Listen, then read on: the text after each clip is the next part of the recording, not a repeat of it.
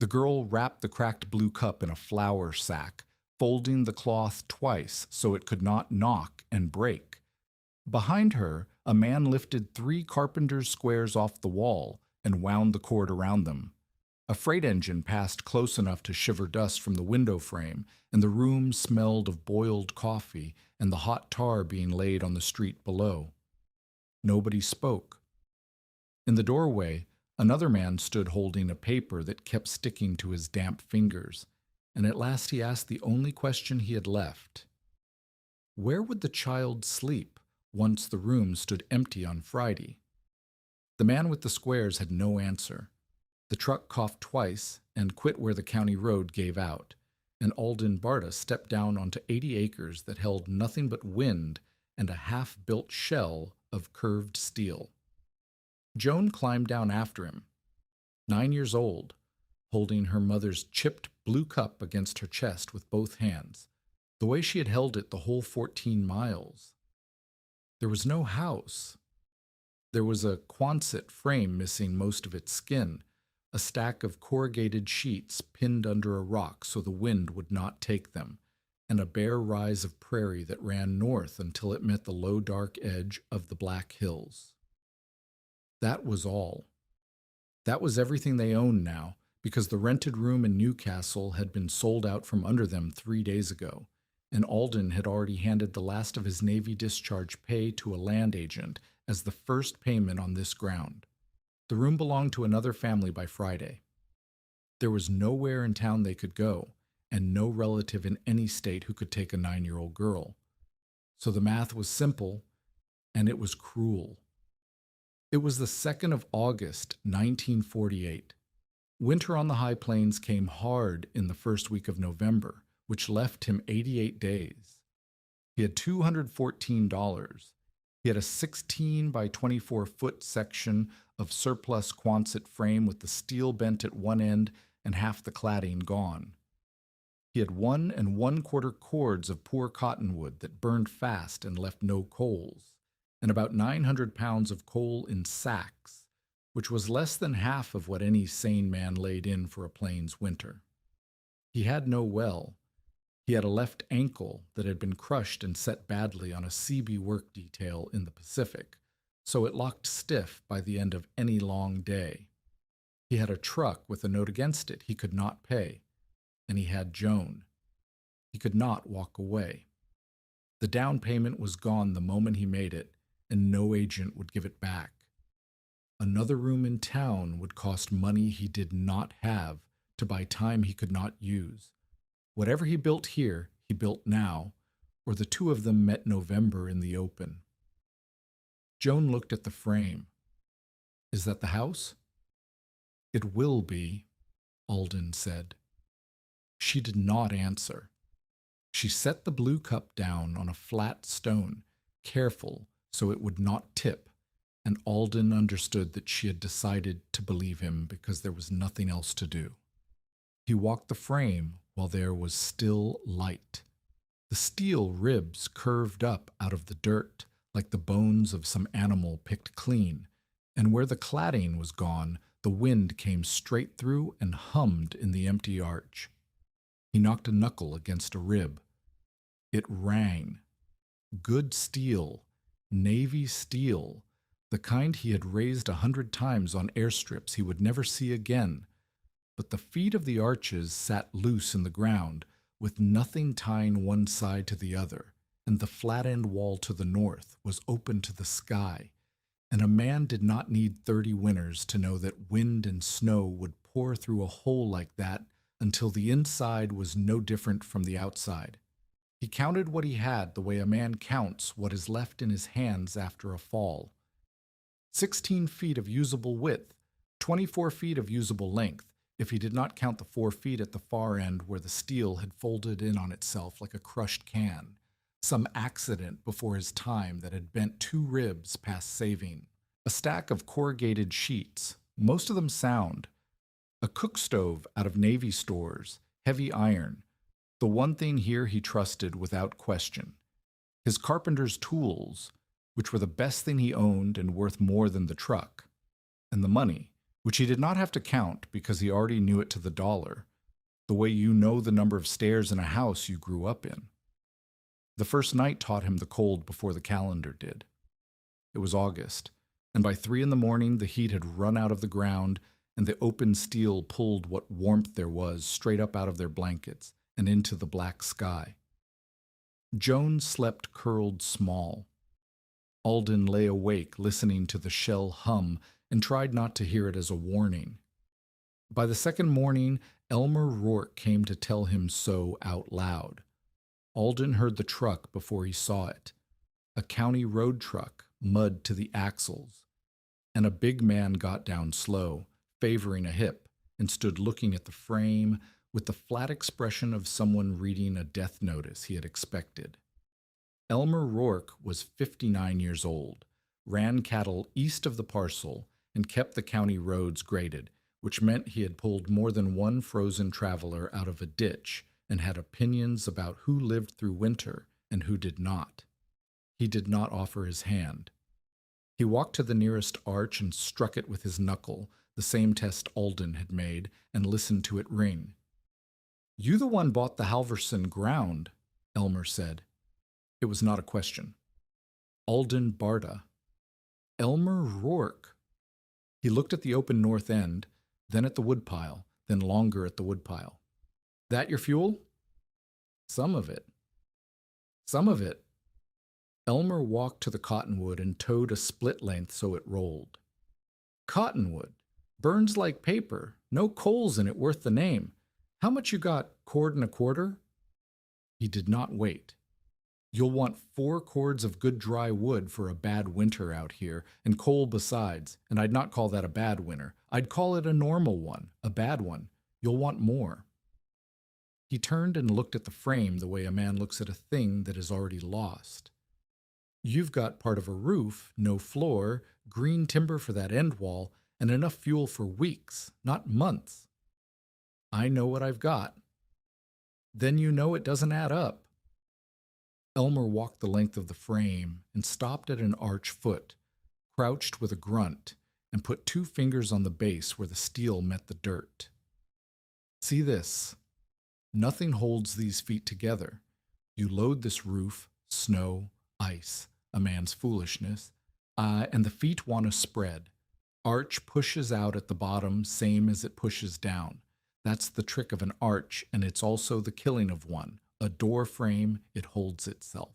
An arch holds nothing unless you tie the bottom, and nobody tied these." He looked up at Alden from where he crouched. "You a builder?" "Navy, Seabee. I put up buildings like this in the war." "Then you know I'm right, and you're standing there hoping I'm not."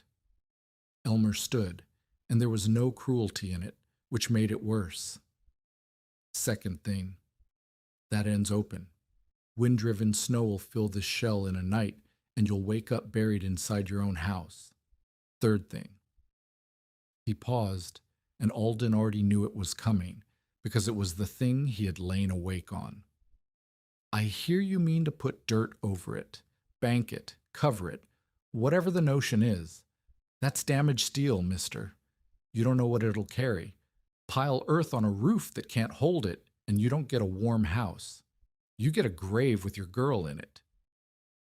The wind came through the open end and lifted dust off the floor between them.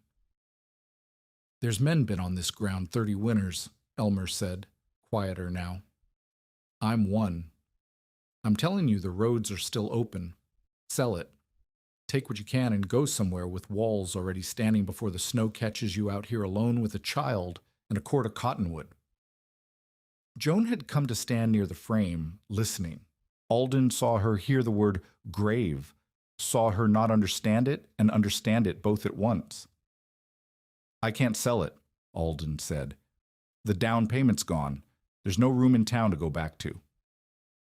Elmer looked at him a long moment. Then he looked at Joan, and something in his face moved and settled. "That's the worst kind of trapped," he said. "The kind that isn't your fault and doesn't care." He climbed back into the county truck. "I'll grade this road when I can. That's the only help I've got that won't get you killed." The truck pulled away north, and the dust hung a long time in the still air, and then it too was gone, and there was only the humming of the wind in the empty steel. Alden stood and let the man's words work in him, because the worst of it was that he agreed with nearly all of them. Every fact Elmer had laid down was true. The fuel was short. The end was open. The feet were untied. He had raised buildings like this one and knew their bones better than Elmer ever would, and that knowledge did not comfort him. It made the danger sharper because he could not tell himself the old man was ignorant. He was not ignorant. He was right, all the way up to the last thing he said, which was to sell and go. That was the one place Alden's answer and Elmer's parted, and it was not because Alden was braver or wiser. It was only that Elmer had somewhere to go and Alden did not. That night the wind rose. Alden had strung a canvas fly between two ribs for them to sleep under, and near midnight the wind got a corner of it and cracked it like a whip and dumped a fine sift of dirt over their blankets. Joan woke coughing.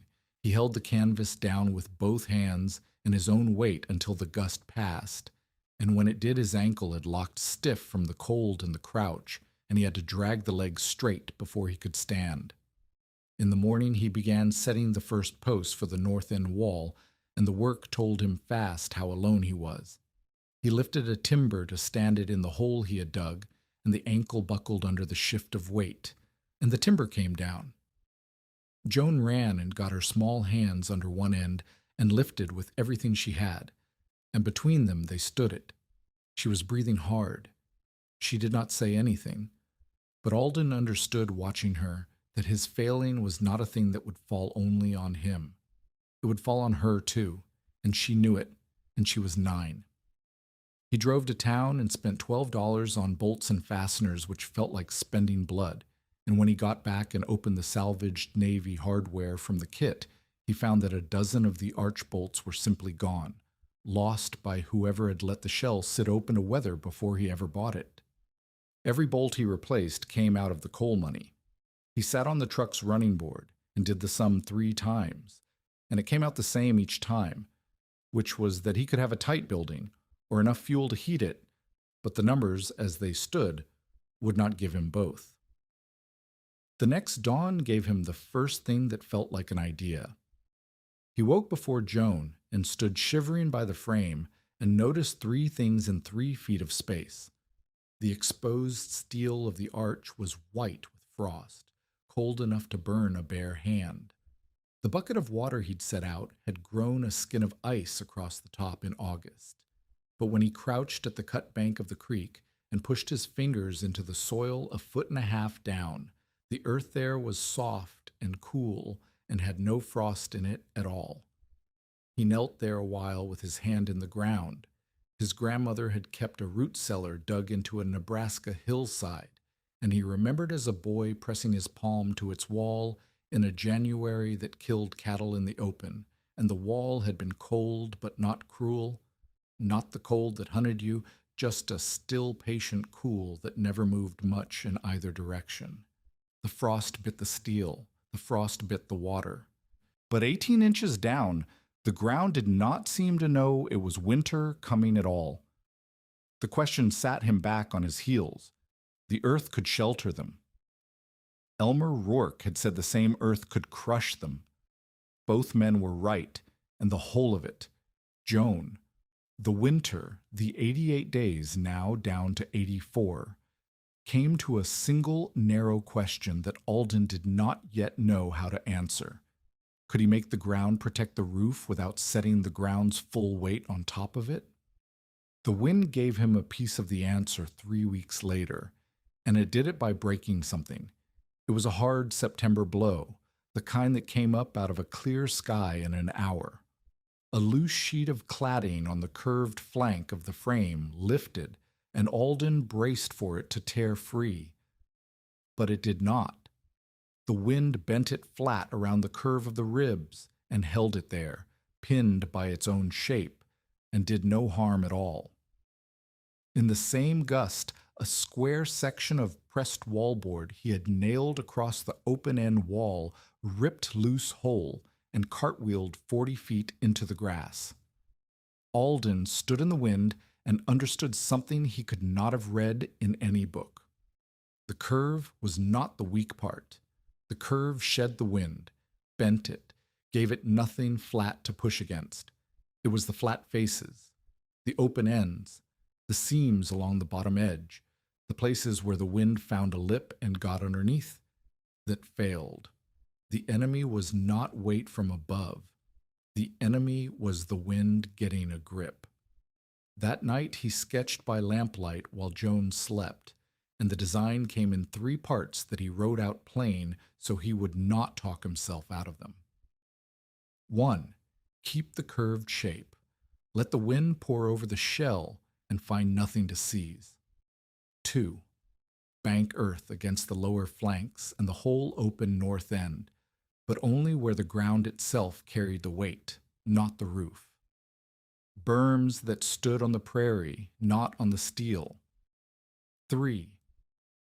And this was the part he was least sure of. Keep the heavy wet earth away from the part that had to stay warm.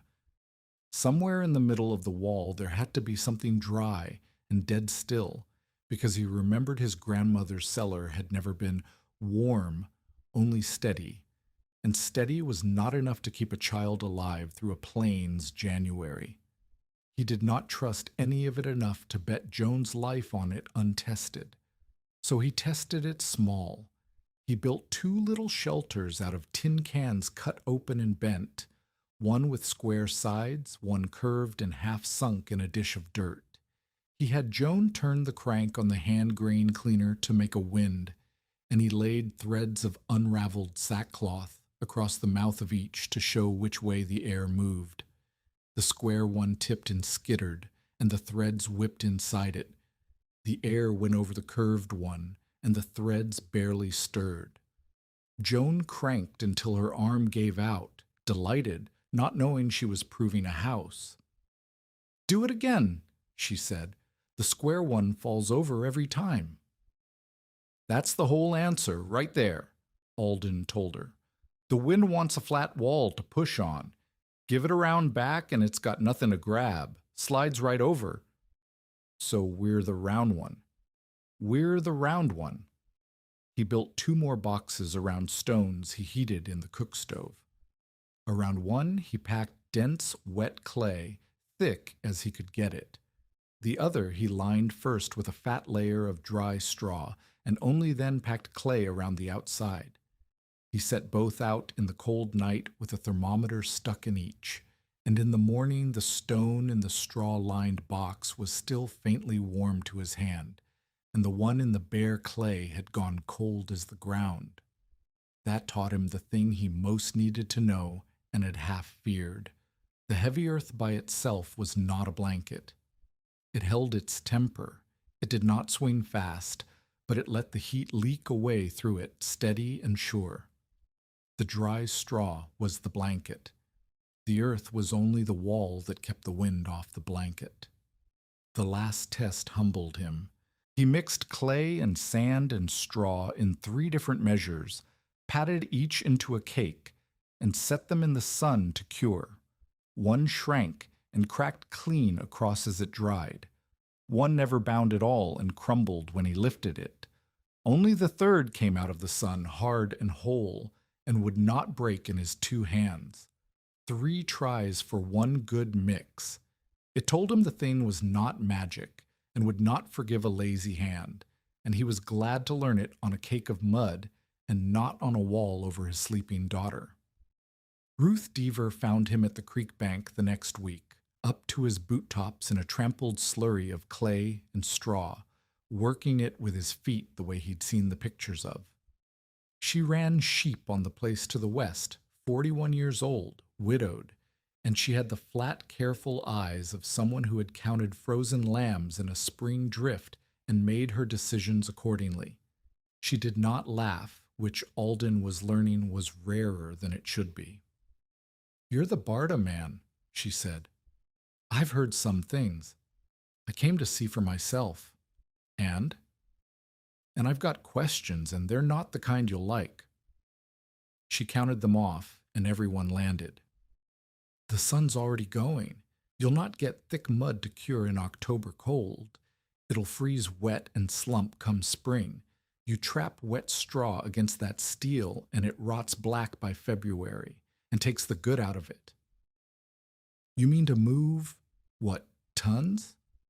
"Of dirt by shovel with a leg that quits on you by supper time, and every rain makes all of it heavier than the day you laid it." She let that sit. "I've buried livestock I thought I'd sheltered fine. I'm not trying to be cruel. I'm asking if you've thought past the picture in your head." "Most of that I agree with," Alden said, and he saw it surprise her. "I'm not putting 3 feet of wet earth over the top. The deep dirt stands on its own shoulders, on the ground, off to the sides in the north end. Over the roof crown, it's a thin skin, no more.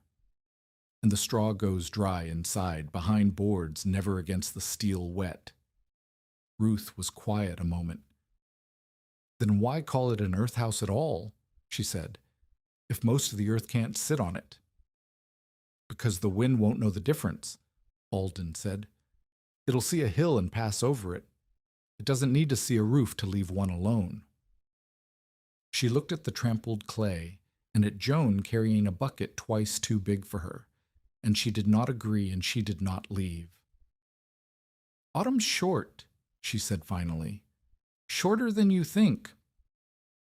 And she went, which Alden decided was as close to a blessing as he was going to get. The full sum of it frightened him when he laid it out. The berms and the crown would take something near 42 cubic yards of soil and sand and clay, more than 50 tons after it was placed and packed and rained on eye. And though most of it would stand on the ground and not the roof, all of it had to be dug and hauled and lifted by one man with a bad ankle and a 9-year-old before frost. And to buy the roofing felt, and the hot asphalt, and the drainage gravel, and the last of the bolts and stovepipe, he would have to spend down nearly to nothing. If it failed, he would have neither a finished house nor the money to rent a room to fail in. Vernon Pike found the ledger before he found the wall. Pike ran the coal and building supply yard in Newcastle and held the paper on Alden's truck, and he came out to the parcel on a Sunday with the easy look of a man collecting on a sure thing. He was 46, soft in the middle and hard in the face, and he stood by his own good automobile and watched Alden buy nothing from him for a while before he said his piece. "Saw you at the yard Thursday," Pike said. "Buying roofing felt off the Gordon outfit, not coal. Not for me." He smiled. "Truck note's a month over, Barta. I could take the truck today, by rights, but I'm a reasonable man." He spread his hands. "Sign the land contract over to me and the Quonset with it, and I'll call the truck debt square. You walk away clean, no shame in it. Winter beat better men than you before they started." "No," Alden said. Pike's smile did not move. "You'll change your mind in January. Only in January you'll have nothing to trade." He looked up the rise at the curved frame and the raw scar of dug earth beside it, and he found the thing he'd come to find, which was a way to make it small. "What in God's name is that even going to be? A man puts his roof over his head. You're putting yours under the ground." He said it louder, so the words would carry, so they would keep. "No man with sense buries his roof. That's not a house, Barta. That's a gopher mound." He said it like a man naming a dog. And Alden knew, hearing it, that the name would travel faster and last longer than anything true he could ever say back. He did not answer. He picked up the roll of felt from the truck bed and carried it up the rise, and Pike watched him go, and the name went into Newcastle ahead of the week's end. Tell us in the comments, have you ever had to keep working on something while people you knew were already laughing at it? Have you ever built something no one could see the shape of but you? The name did its work. By the following Saturday, Alden heard it come back to him at the feed store in the mouths of men who had never seen the parcel. Barta's gopher mound, half of them laughing, the rest just shaking their heads at a fool who'd drag a child into a hole in the ground. One man told the counter he'd give the roof till Christmas before it came down on them in the night. Another said he'd heard the man was digging his own girl's grave and calling it a house, and had the gall to charge himself nothing for it. A third, kinder, only said it was a shame, a widower and a little one, and somebody ought to talk sense to him before the snow did. Pike had told the ranch hands the wet earth would collapse the whole business with the first heavy snow, and the trouble was that half of what Pike said sounded exactly like sense, because it was near enough to Elmer Rourke's warnings to borrow their weight. Even Elmer would not defend the building, but he would not let the whole of it stand either. Alden was there when Pike, holding forth by the scale, called him a man who'd get his own daughter killed, and Elmer looked up from his coffee and said, flat, "The man's working. That's more than most. Doesn't make the building safe, and I've said so to his face. But he's not idle, and he's not a fool, and I'll not sit here and hear the two mixed up." Then he went back to his coffee, and that was the whole of it, and somehow it cut both ways at once. It did not clear Alden, and it did not let Pike bury him. The worst of it came home in Joan. She came back from the schoolhouse, 5 miles, walked, because there was no other way, with her jaw set the way her mother's used to set. The other children had heard the name and used it. One boy had asked if she slept in a burrow. That night, over the small fire, she asked Alden the question plainly, the way children do, so it went straight in under the ribs. "Are we going to live underground because you're ashamed to be seen?" Alden set down what he was holding. "No," he said.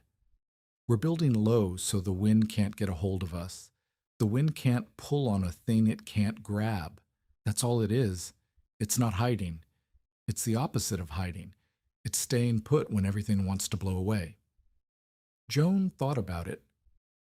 "The boys said it'll fall on us. I'm making sure it won't." He heard the words come out steadier than he felt. That's what all this digging is, making sure. She didn't say she believed him, but she picked her cup up off the stone where she still kept it every night, and she went to sleep, and that was its own kind of trust, and it weighed more on him than Pike and Elmer and the whole feed store put together. 10 days later, Pike came back and put an end to any question of what side he was on.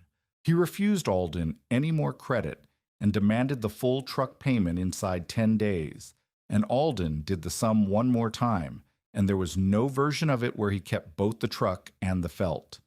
He could pay Pike and keep the vehicle that hauled every yard of his dirt and every stick of his lumber, and then have no roofing felt, which meant water would rot the whole wall from the inside, and everything he built was already dead. Or he could buy the felt, seal the shell against water, and lose the truck. He bought the felt. Pike marked his payment book with a slow pencil, watching Alden's face for the break. And when it didn't come, he closed the book and said, "I'll be out for the truck," and left. And Alden did not argue in the street because there was no argument that would change a number. He carried the felt to the truck he was about to lose, drove it 14 miles home for one of the last times, and started digging. Pike kept his word. 2 men came out in a flatbed on a gray morning at the end of that week, one of them apologetic and one of them not, and they hooked a chain to Alden's truck and took it. Joan watched from the frame. Alden had spent the night before running the last loads of clay he could, filling the bed to the top and hauling it up the rise until near dawn, so that whatever the truck was worth to Pike, it left with a little less of Alden's winter still owed to the creek bank. When the flatbed pulled the truck bumping down the road, Joan asked how they would carry the rest of the dirt now.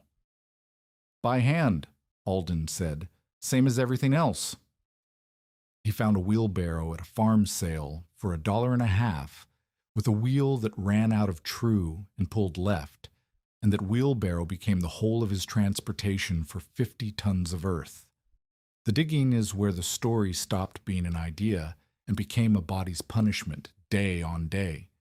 He moved earth from the creek cut where the clay ran rich, one wheelbarrow load at a time, up a plank ramp he built to get above the base of the wall, and back down for the next, and the bad wheel fought him at every rut and every root. His hands blistered, and the blisters broke and grew over and broke again until the skin of his palms turned to something else, something that no longer felt the handle at all. By the third week of it, he had lost enough weight that his belt met a hole he'd never used. The ankle he simply stopped thinking about as the thing that could get better. He thought about it only as a thing that had so many hours in it before it locked. And he learned to spend those hours on the work that needed both legs and save the shovel standing for after, when it no longer mattered how much it hurt because there was no one to see him limp. He kept the count out loud because Joan needed to hear it move, and so did he. 68 days to November, then 60. The days came off faster than the dirt went on, and he could feel the season turning under him, the light going thin and slantwise in the afternoons, the mornings holding their chill an hour longer than the week before. One night in the last of September, the frost came down hard enough to silver the whole rise, and he woke knowing the ground would soon start closing against him for good. That clay froze in the pit is clay you cannot dig, and that every warm day left was worth 3 of the ones coming. Then a 3-day rain caught him. It turned the creek cut to soup and filled the bottom of his diggings and made the clay too wet to pack and too heavy to lift. And it stole 3 days he did not have and could not get back, and it taught him the thing Ruth Deaver had warned him of in a single sentence, that every rain made all of it heavier than the day he laid it. He waited the rain out under the canvas with Joan, watching the count in his head go on without any dirt to show for it. 55 days. 52. When it dried enough, he went back at it, and he got the arch feet dug clear, and the first waterproof felt lapped over the north half of the shell. Hot asphalt worked into the seams with a mop until his arm shook, and it looked, for one evening, like a thing that might get finished. Then he laid his first real berm, and the ground told him the truth. He built it against the east flank, a good 4 feet of packed clay and sand banked up along the base of the curve, tamped it in lifts the way he'd read, and went to sleep something close to proud for the first time since August. In the gray before dawn, he went out to look at it in the flat light, and he crouched at the arch foot behind the new berm, and he saw it. The base of the steel rib had moved. Not much, but he laid his framing square against it, and the gap where there had been no gap was as wide as his thumb. The foot had walked outward under the push of the earth he'd piled against it, exactly the way Elmer Rourke had crouched in the dirt in August and said it would. The berm was not holding the wall up. The berm was pushing the wall apart, and the roof with it, and if it moved a thumb's width in one night, it would move a hand's width in a week, and then the crown would drop, and then there would be no house at all, only the grave Elmer had named. Alden stood over it in the cold, with the square still in his hand, and understood that he had all the idea and none of the knowledge, that the picture in his head was true, and the wall under it was failing, and that he did not know how to make the second thing match the first before the frost closed the ground for good. That was when he heard the scrape of a boot on gravel behind him, and turned and saw an old man he had never met standing at the edge of the dug earth, a stooped, big-handed old man with a canvas coat and a miner's level under one arm, looking not at Alden, but at the moved arch foot, at the exact spot, as though he had walked 14 miles of empty road for no other reason than to find it. The old man said nothing. He looked at the berm and at the gap in the steel and at the thumb of daylight where the wall had begun to come apart. Then he set the level down in the dirt, reached into his coat and took out a hatchet, and without a word to Alden, without asking leave, he stepped up to the fresh timber brace Alden had spent a full day setting and swung it, and buried the blade in the wood. The old man cut the brace 3 times, fast and sure, and the failed timber dropped away from the shifted rib and lay in the dirt. Then he stood back and looked at it, and only then did he look at Alden. "You set that brace against the push," the old man said. "Against it, like you could hold the whole hill with one green stick." He shook his head. "You can't stop the thrust by standing in front of it. You have to send it somewhere. Down, into the ground where it can't hurt you." He towed the fallen brace. "This was going to snap in the first hard freeze and let your roof walk right off its feet. Better it comes out now by my hand than in the dark by the weather's."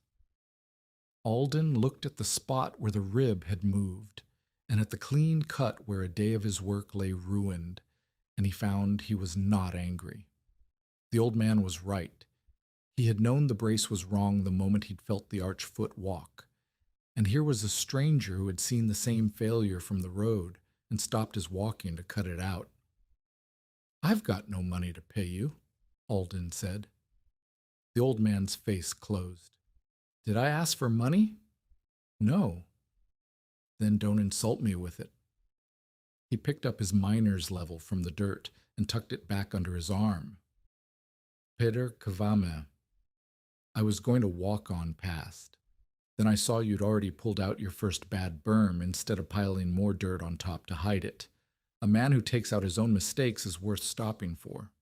A man who buries them." He nodded at the parcel and everything on it.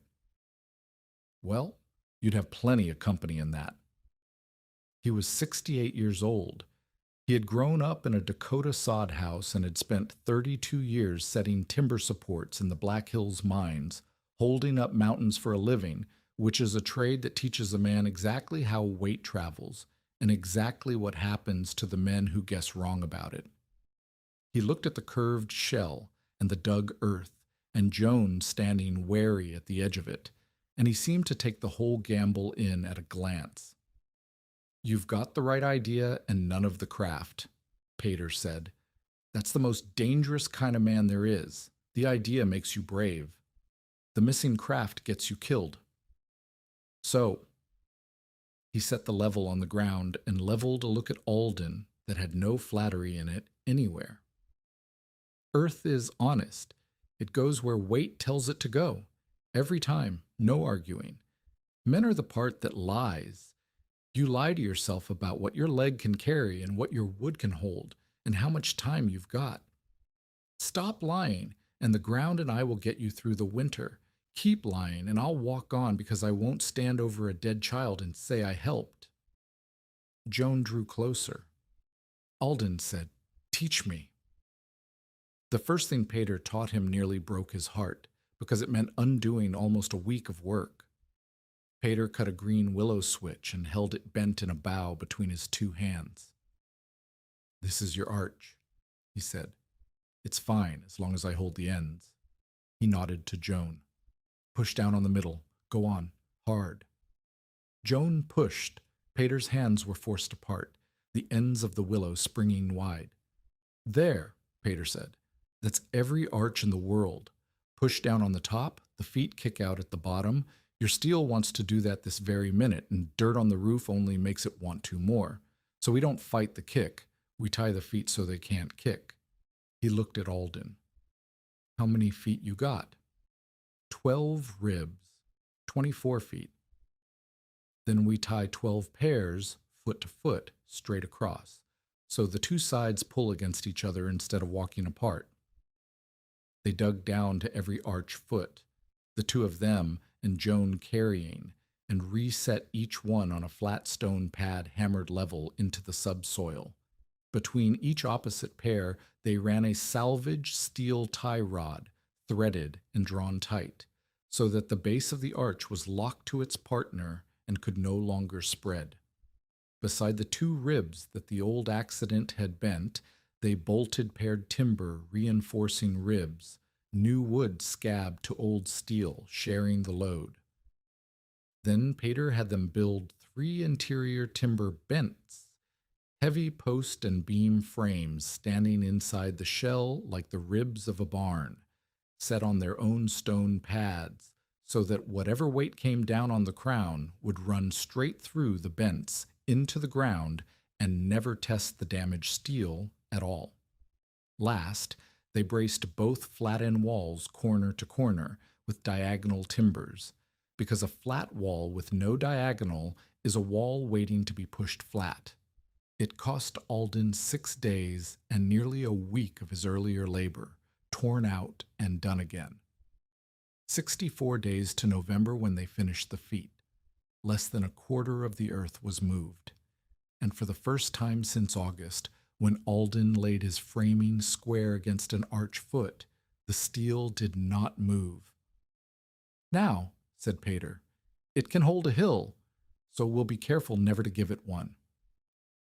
The second thing Pater taught him saved Joan's lungs, though neither of them knew it yet. Alden had meant to pack wet straw clay tight against the inside of the steel, thinking mass was mass and more was better. Pater stopped him cold. He pulled off one of his own wool mittens, wet it in the water bucket, wrung it, and put it back on his left hand. On his right, he pulled a dry one. Then he plunged both hands into the icy creek and counted. And when he pulled them out the right hand, the dry one was still warm, and the left in the sodden wool had gone white and aching. "Wet is a thief," Pater said. "Wet steals heat faster than air ever could. You pack wet straw on that steel, and you've built yourself a cold, rotting sponge, and by February it'll be black slime that holds nothing and stinks of the grave besides." He shook the water off. "Dry. The blanket has to stay dry, always, or it's not a blanket, it's a wound." So they did it in layers, the way Pater had built against the earth his whole life. They kept the Quonset's own surviving interior lining. Behind it they built a cavity and filled it with loose, clean, bone-dry straw and wood shavings held back by boards. The blanket, dry and dead still. Outside the steel they lapped the roofing felt Alden had ruined himself to buy, and over that laid salvaged corrugated sheets, a hard skin to shed every drop of water away from the wall. Only outside all of that did the earth go. First a lighter straw clay layer, then the banked soil itself. The heavy wet earth and the dry warm straw never touched, never even saw each other, with steel and felt and iron between them. But before a single shovel of that earth went on, Pater made him stop and deal with water. "You want to bury your house," Pater said. "Then you'd better answer where the water goes, because water always goes somewhere, and if you haven't told it where, it'll pick the worst place itself, under your footings, into your straw, down the back of your neck at midnight in January." They dug a diversion swale across the uphill side to turn runoff away before it ever reached the walls. They ran a trench packed with gravel around the north end and both sides, sloped to a stone outlet that carried water down to the lower creek terrace and away. They graded a compacted clay apron so the ground fell away from the doorway in every direction. When it was done, Pater filled a bucket at the creek and walked to the top of the rise and poured it out on the uphill side, and the three of them watched the water run into the swale along the gravel trench and out the stone outlet at the bottom, clean, going exactly where he had told it to go. Only then did Pater say, "Now you can build walls." The last craft was the earth itself, and Pater taught it to Joan as much as to Alden, because Joan's hands would be in the mud as much as anyone's. He showed her to roll a damp ribbon of soil between her palms. Too much clay, and it held like putty. Too much sand, and it fell apart, and the right mix made a ribbon that held its shape and then broke clean. He had her drop a fist-sized ball from shoulder height. The good mix landed and held together with a crack across it. The wrong mix splattered or shattered. He filled a glass jar with soil and water and let it settle overnight so the sand fell to the bottom and the clay hung in the water above and read the layers like a gauge. And he taught them lifts, thin courses of earth, each one packed and left to stiffen before the next went on, because earth piled fast in wet slumps under its own weight and takes your wall with it. Dense clay sand straw went to the lower shoulders and the north end, where the ground carried it. The lighter mix, and only the lighter mix, was saved for the thin skin over the crown. The shape of the thing came clear as they built, 16 feet wide inside, 24 long. The whole floor cut some 30 inches down into the gentle north-facing rise, so the coldest wall was half buried in ground that never froze deep. Earth banked near 3 feet at the low north wall, 2 to 3 feet along the flanks, all of it standing on its own ground-supported shoulders. Above the shoulders, a foot to a foot and a half. Over the crown itself, only 8 to 10 inches of the light mix, and rooted prairie sod laid on top of that so the grass would hold it. A short timber and earth vestibule out the south face, so the door never opened straight onto the weather. A narrow emergency hatch at the far end. The heavy iron cook stove near the center, its flue collared in metal where it passed the wall. A low intake vent and a high exhaust vent, both with sliding covers, so the house could breathe when it had to and hold its breath when it could. From the county road, when the sod took, it looked like a low grassy rise. It looked like a hill. It looked, a passing man might say, like a gopher mound. The countdown did not care how well they built. 47 days. The waterproof skin was finished over the north half, but Alden had no truck, and there was more earth to move than 2 men and a girl could carry by barrow before frost. Ruth Deaver rode over, said nothing kind, and lent him a stone boat, a flat wooden sledge, and 2 of her horses for a single afternoon. "This is a loan," she said, "not a blessing. I still think you're likely to freeze, but I won't watch you kill your leg over a wheelbarrow when I've got horses standing idle."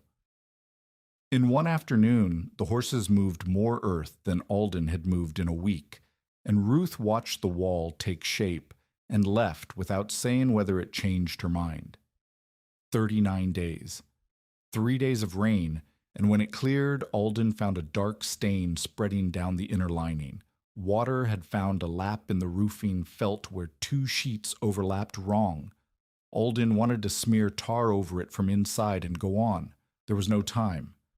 Pater made him tear off 6 feet of fresh earthen lift, strip the wet felt back, and relap it the right way, overlapping downhill so water could never climb the seam. "You cover a leak," Pater said, throwing the bad felt down, "and you haven't fixed it. You've hidden it, so it can do its work where you can't see. Same as a lie." It cost them 2 days they screamed for.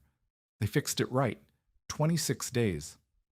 Alden's ankle swelled until he could not pull his boot on, and he lay useless while the light burned down.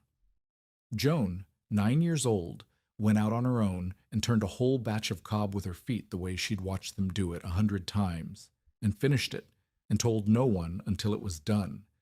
And that evening she came in shivering and hot at once, and by dark she was fevered, small and burning under every blanket they owned. The work stopped. For 2 days Alden did not think about the roof at all. He sat by her and watched the fever, and Pater came and sat with them, and when it broke on the 3rd morning, and Joan asked weakly whether her batch of cob had cured all right, Alden had to leave the room so she would not see his face. 18 days. The first crown section was finished at last, but nearly half the south shoulder still stood open to the sky, and the season had turned hard against them. A night freeze locked the whole mixing pile into a single frozen mass, and at dawn Alden and Pater broke it apart with mattocks, swinging in the cold until they were soaked through under their coats, because there was no such thing anymore as a warm day to wait for. It was into this, the 2 of them wet and swinging in the frost, that Elmer Rourke came again. He walked the wall slow, the way he had the first time, but he stopped at different things now. He crouched at an arch foot and put 2 fingers where the tie rod crossed and pulled, and it did not move. He looked at the stone outlet with a rope of water still trickling from it after the rain. He put his hand flat on the banked north shoulder and pushed harder, and it stood. "You tied the feet," Elmer said. "Peter tied the feet." Elmer looked at the old miner, and something passed between the 2 old men, some recognition of a thing they both knew that Alden was only learning. Then he looked at the roof. "And you kept the heavy dirt off the crown." He walked the length of it, reading the load path the way a man reads a track in snow. "The weight's going into the ground, not the steel." He was quiet a while. "This is not the foolish thing you started." "No," Alden said. "That one would have killed us." Elmer did not say it was safe. He was too honest for that. But 3 days later, 2 county road workers came out after their shift with a wagon of bridge planks the county had rejected as split, and which were also exactly good enough to sheath a vestibule, and they did not say who had sent them, and they did not have to. Ruth brought 12 bundled straw mats for the dry cavity and stayed an afternoon lacing them in.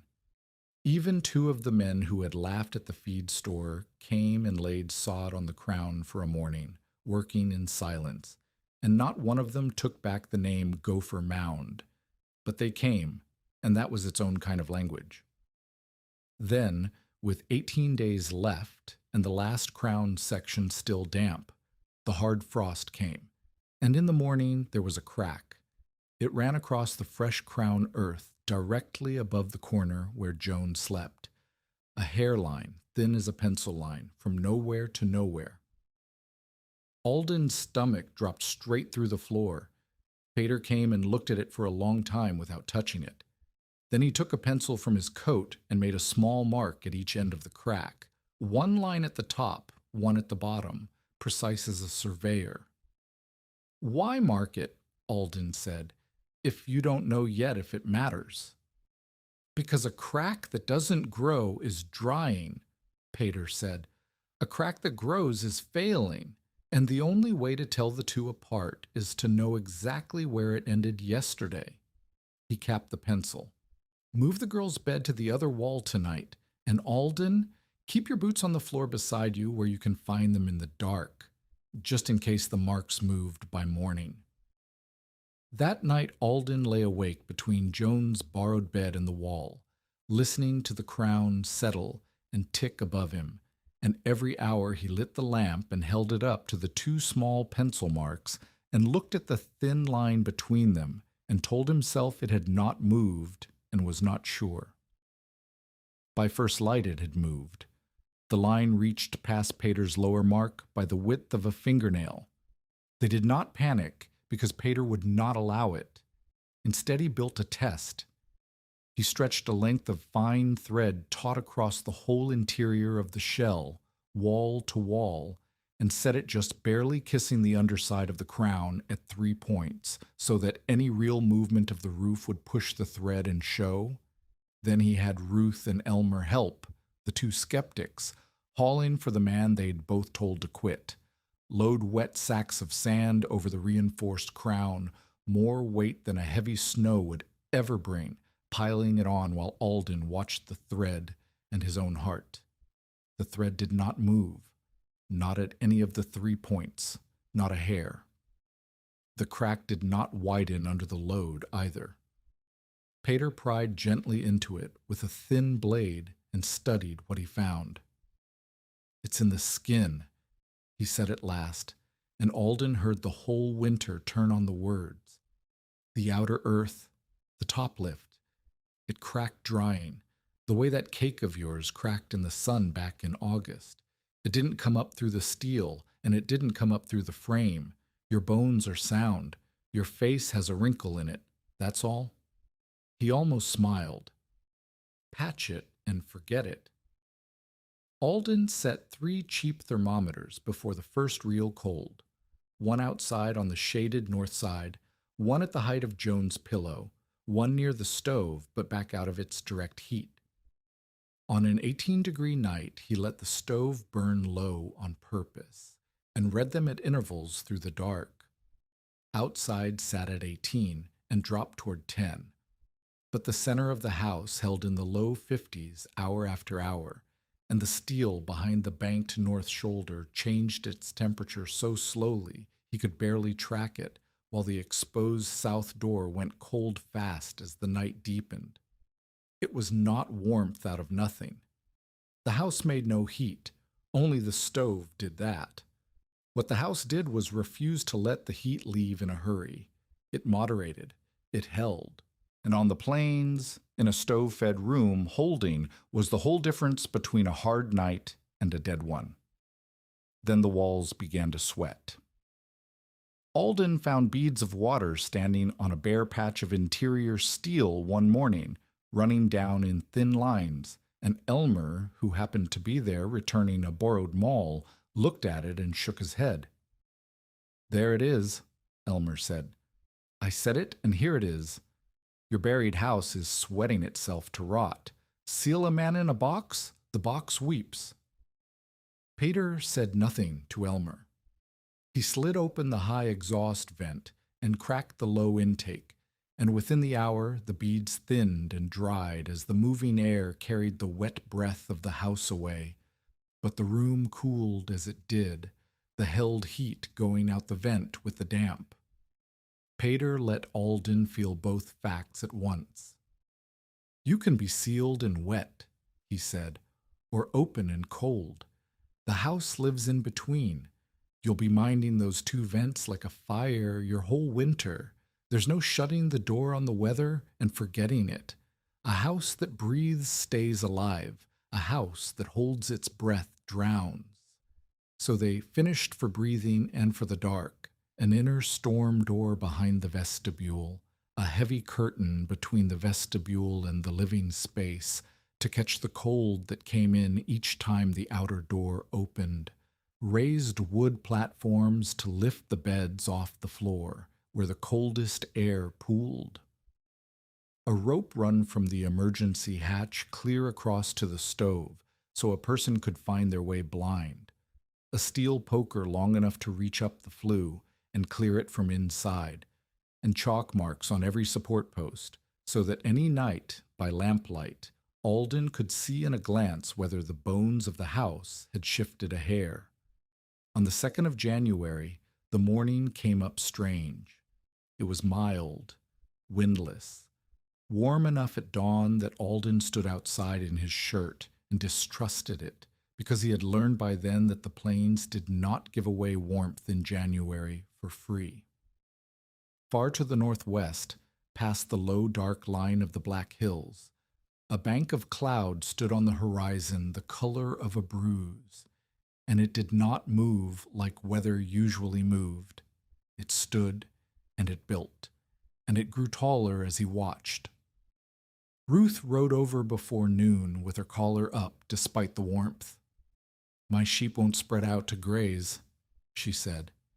"They're bunched tight against the draw with their backs to the northwest, and they won't move for anything. They know something." She looked at the cloud. "They always know before we do." Alden turned the radio dial in the vestibule.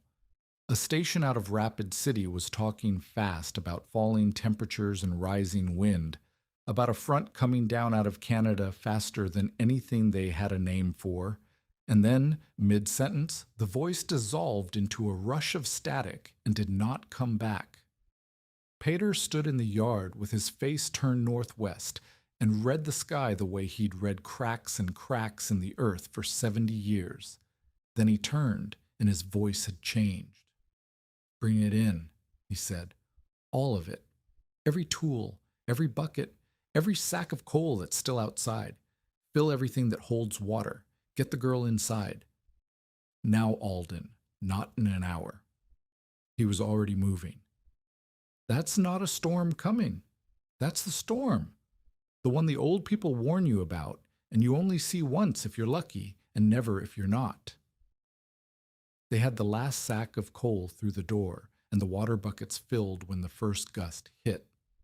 It came without any building, No rising wind, just the still, warm air, and then a wall of it, striking the curved north side of the house and screaming up and over the sod, and the south door slammed inward so hard the iron latch bent in its keeper, and the curtain stood straight out into the room.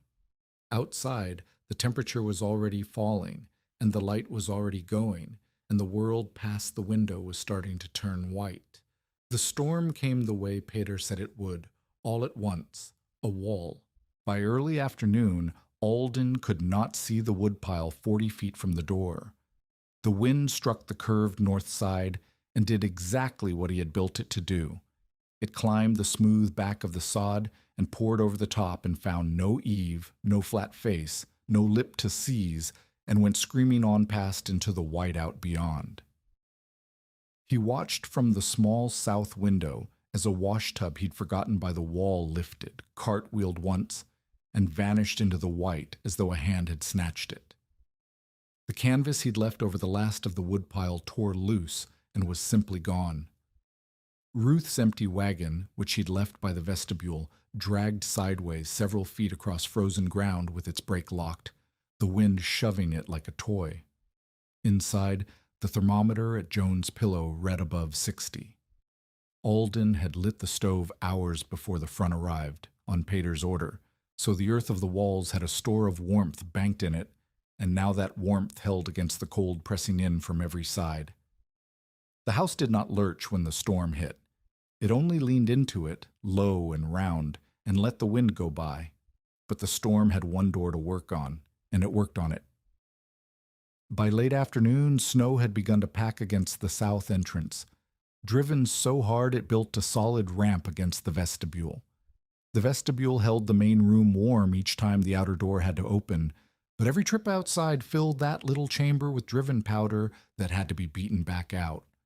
Alden ran a rope from the door to where the woodpile had been, hand over hand, and found that after 6 steps the house behind him was already gone, no shape, no dark mass, nothing but white and the rope in his fist. He was hauling coal in along that rope when 3 shapes came out of the white toward him, Ruth and behind her 2 children, and behind them a ranch hand of hers holding one arm against his body wrong. "Window blew in!" Ruth shouted over the wind, her face raw. "Whole sash gone. Snow's coming into the house faster than we can stuff it. We couldn't stay." The ranch hand had gone through the broken glass and cut himself deep, and his fingers were already white. Alden got them along the rope and through the door, and the count inside became 7, Alden, Joan, Peter, Ruth, 2 children, and the injured man, and the room was suddenly full of wet coats and steaming breath, and within the hour the walls began to sweat again as all that human damp rose into the cold air. Alden cracked the high vent even as the outdoor thermometer fell below 0, trading warmth he could not spare for air they could not do without, minding the 2 vents like a second fire, just as Peter had promised he would. Then the stove itself began to fail them. The fire, which had drawn clean for weeks, started to sulk. When Alden opened the firebox to feed it, smoke rolled back out into the room instead of up the pipe. The wind roaring over the crown was doing something to the pressure around the chimney cap, pulling and shoving at the draft, and the stove could not push its smoke out against it. The room began to haze. One of Ruth's children coughed. "Low vent," Peter said sharply. "Open the low intake all the way before you put one more lump on that fire. Give it air to pull from down low, or it'll pull it back down the pipe and smother us." Alden opened the low intake wide, and the fire caught its breath, and the smoke climbed the pipe again, and the haze thinned for a while. At midnight, Alden read his thermometers by lamplight while the wind screamed a foot beyond the sod. Outside, below 0, and still falling. At Joan's pillow near the center, 59. Near the stove where the children slept, low 70s. In the vestibule beyond the curtain, below freezing, the doors cold seeping in, and the exposed south wall was far colder to the touch than the deep-banked north, which sat almost mild under his palm, the earth still giving back the warmth the stove had banked in it before the storm. Not one number was the 75 a man wished for. Every number was enough to keep a body alive. That was the whole of what the house had promised, and the whole of what it delivered. Then, near 1 in the morning, a sound came through the north shoulder, a deep, dull crack, felt in the chest more than heard, the sound of something enormous shifting. The whole room went silent. The children stopped their fidgeting. Ruth's hand found Joan's shoulder. Alden looked at Pater and did not breathe. Pater was already moving to the thread stretched across the interior, holding the lamp close to where it kissed the crown. Then to the nearest chalk mark on a support post, then the next. He took his time. He would not be hurried by anyone's fear. "The bones haven't moved," he said finally, and the room let out its breath as one. Thread's true. Chalk's true. That was the outside, the frozen earth on the shoulder, settling away from a retaining plank as it froze harder, the skin talking, not the frame. He set the lamp down. "But mark it, all of you. That's how close a good house runs to its edge in a storm like this. It held. It held with no margin to spare, and don't let anyone tell you a house like this is a magic trick. It's a hard, narrow thing that works because every part of it does its share and not one part can quit." By the second day, the count had grown to 12. They came in ones and twos out of the white, drawn by some rumor that the Barta place was standing and warm, following the same rope Alden kept clearing. A family of 3 who'd abandoned a stalled truck, an old man from the next section, and then Elmer Rourke himself, half frozen, with a young mother behind him carrying an infant wrapped in everything she owned. The house that was built for 1 man and a girl now held 12 bodies, and the heat of all those bodies helped, but every one of them had come in soaked, and every wet coat drying and every door opening to admit the next stranger burned fuel Alden had counted to the ounce. He did the sum in his head with the stub of Pater's pencil, and did not like it. The coal would carry them through the storm only if the stove was kept low. Lower than 12 cold, frightened people wanted it. When Alden banked the fire down, a man near the door said they'd all freeze, that they should burn it hot and burn it now, and 2 others took his side, their voices rising. It was Elmer who ended it. He was sitting against the banked north wall with his hands still shaking from the cold, and he said, not loudly, "Warm enough for 4 days beats hot enough for 1. The room quieted. "I've buried men who ran their stoves hot the first night and had nothing left the third. This man's counted as coal. Let him spend it." And that was the authority skeptic, the man who'd stood in this very spot in August and told Alden to sell and run, spending his own hard name to back Alden's fire. It was the first time Elmer had ever stood in public on Alden's side, and it landed heavier than any thermometer. Then the flu began to choke. It was slower than the smoke back before, and worse. Snow and ice, driven ceaselessly over the crown, had built a ring around the chimney cap and was closing it like a throat. The smoke thickened in the room no matter how Alden worked the vents. The infant began to cough, a small, wet, terrible sound, and the mother's face went white, and Peter took the long poker and reached it up the flue as far as it would go, and it was not far enough. The ice was at the very top, at the cap, outside, beyond any reach from within. There was only one way to it. Alden looked at the emergency hatch at the far end, and at Joan, and at the 12 faces turned toward him in the smoke and the failing light, and he understood that the whole winter, every torn-out berm and blistered palm and lost day, came down to the next few minutes, and whether a lame man could crawl the roof of his own house in a wind that had already blown a wagon sideways. If you're still with this story, subscribe and stay, because the house is holding, the walls are holding, 12 people are alive inside it. But the fire has just lost its way out, and the only man who can clear it has one bad leg and a storm on the roof. Alden tied the rope to the interior support post and around his own waist, and Joan and Ruth took up the slack and braced it around the center post with their whole weight. He pulled on every coat in reach and went out through the hatch at the far end into a world that had no up and no down, only white and force. He could not stand.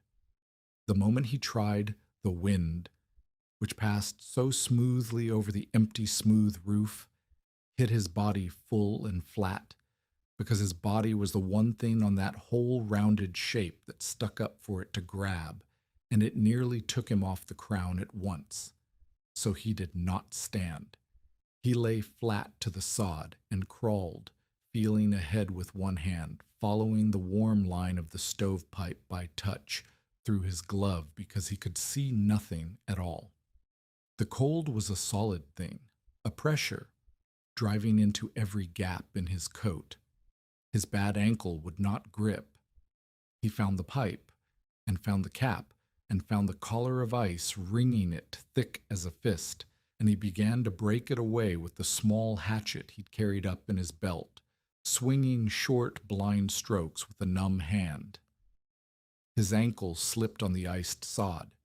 He went sideways and slid, and the roof dropped away beneath him toward the buried south shoulder and the drop beyond, and the rope came tight. It caught him hard across the ribs and held, Joan and Ruth taking his whole weight on the post inside, and he hung there a moment over the white nothing and then dragged himself back up the slope by the rope, hand over hand, to the pipe. He cleared the last of the ice. He put his mouth near the pipe and felt, rather than saw, the draft catch and pull as the smoke found its road again. Then he struck the iron pipe twice with the hatchet, the signal they'd agreed on, 2 strikes. I'm alive, it's clear. And far below, inside, muffled through a foot of earth and sod, he heard the answer come back, 2 strikes on the stove. We hear you, come home. Inside, the smoke was already climbing the pipe clean and true. The infant's coughing eased, and no single part of the house had saved them. Alden understood that, hanging half frozen in the hatch as Ruth hauled him in. Not the mud, not one clever trick. The curve had sent the wind over. The banked shoulders had shielded the low seams. The felt had kept the melt off the dry straw, and the dry straw had held the heat in, and the earth had given its stored warmth back through the worst of the night, and the tied ribs had carried the load, and the vestibule had guarded the door, and the 2 small vents had kept them from both smoke and drowning in their own breath. 12 people were alive because every one of those things did its share, and Alden had nearly died on the roof, making sure the last of them did too. When the wind finally slackened enough to move, Elmer went out with Alden to Ruth's frame house to see about her stock, and Alden saw with his own eyes the other side of the ledger.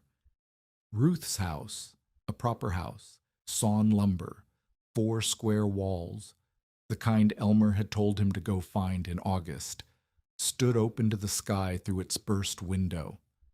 The thermometer inside read below freezing.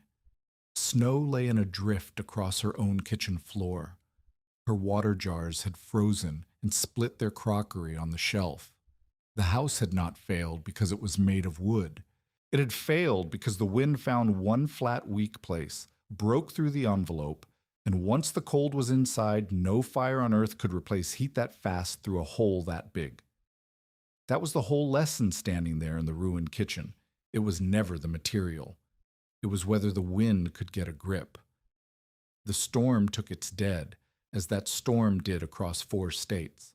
A search party out from the county found one of Ruth's ranch hands alive, buried and breathing in a drift against an overturned shed.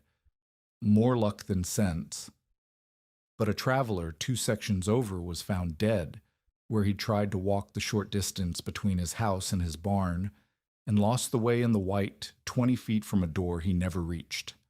The plains killed him the ordinary way it killed people that winter, and no house of Alden's could have saved a man who was already outside when it came. For 3 days the storm blew, and for 3 days the thermometer at Joan's pillow never once fell below the middle 50s, and the corner by the stove touched 75 now and again when the room was full and the fire was fed.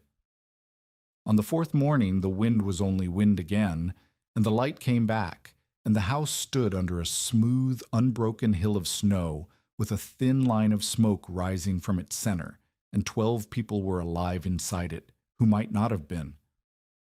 Alden should have felt only relief.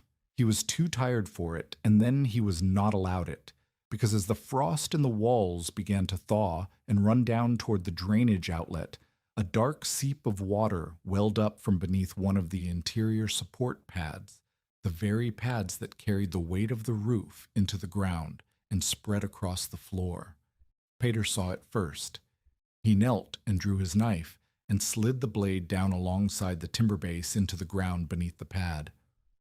When he drew it back, dark water rose up around the steel and filled the slot he'd made and kept rising. He looked up at Alden, and for the first time all winter, the old miner did not have anything sure to say. They took the crown off in sections that same afternoon, working fast while the light held, and dug down to the support pad the water had welled beneath, and found that the footing was sound. The timber was dry and whole. The dark water had come not from a fractured base, but from a single branch of the gravel drain that had packed solid with silt in the storm and backed its overflow beneath the pad, looking for all the world like a foundation drowning. Peter cleared the branch with a length of wire, and the water drained away and did not come back, and the pad stood exactly where it had stood since October. But the fright of it changed the house.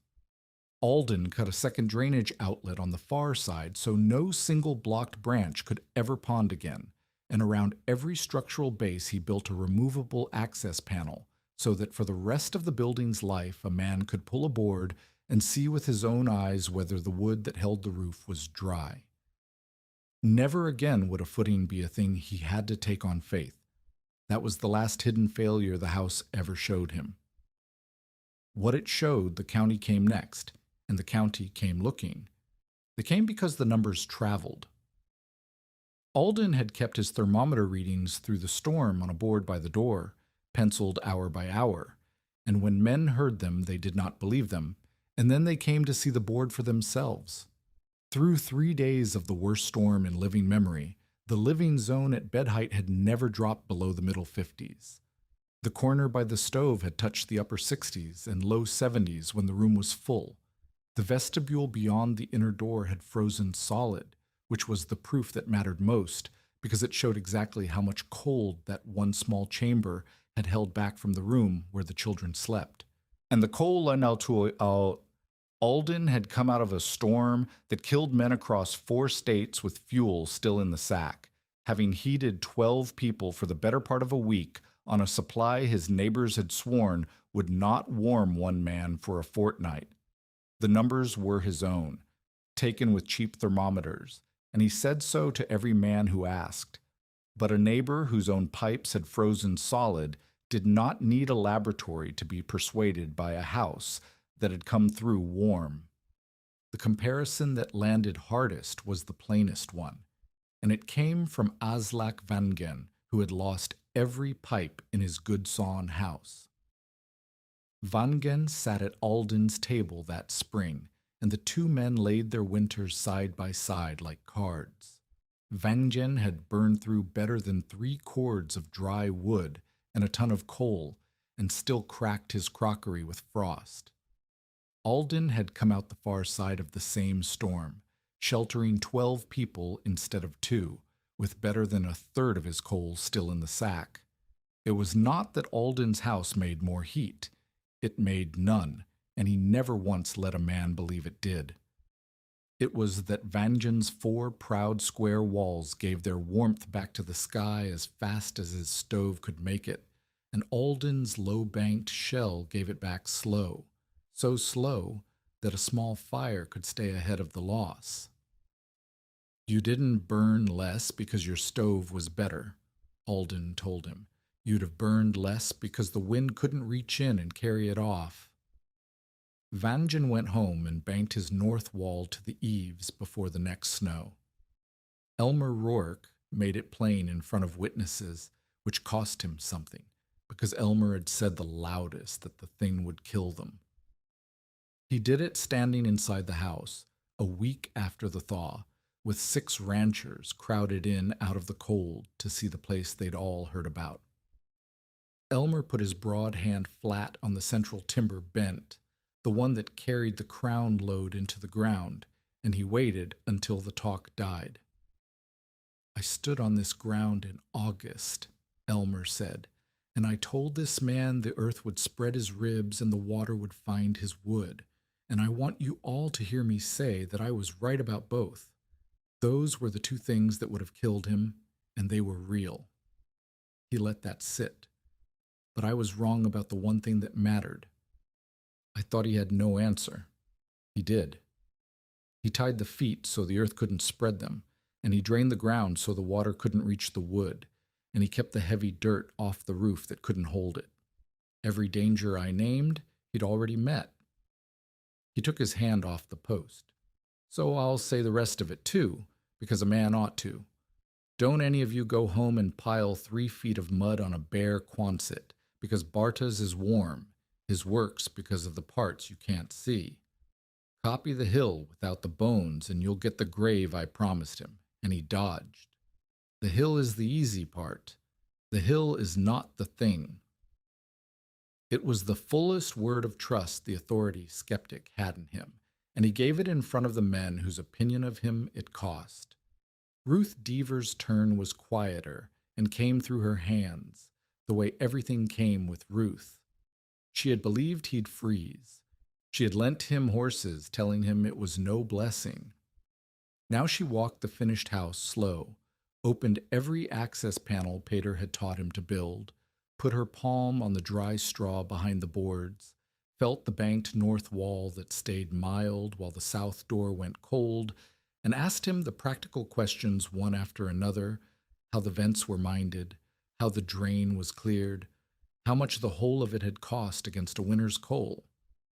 Then she said, "I lost a window and half a week's warmth in a house my husband built square and proud. You lost nothing." She looked at him differently after that. "Teach me the drainage first. That's the part I can use before next winter without burying anything." She was not the only one at the door that spring. Tollef Nesheim came, a young hired man with a wife expecting their first and no money for a frame house on the wage he drew, and he'd not want a buried house so much as he wanted to know whether a man could bank the cold side of a cheap board shack and make it hold heat.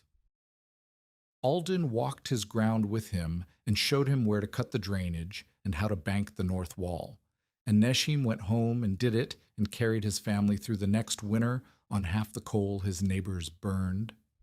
A widower named Aslak Vangen, whose water had frozen and burst every pipe in a good sawn house during the storm, came only to stand in Alden's warm main room and lay his hand on the mild north wall and shake his head at it.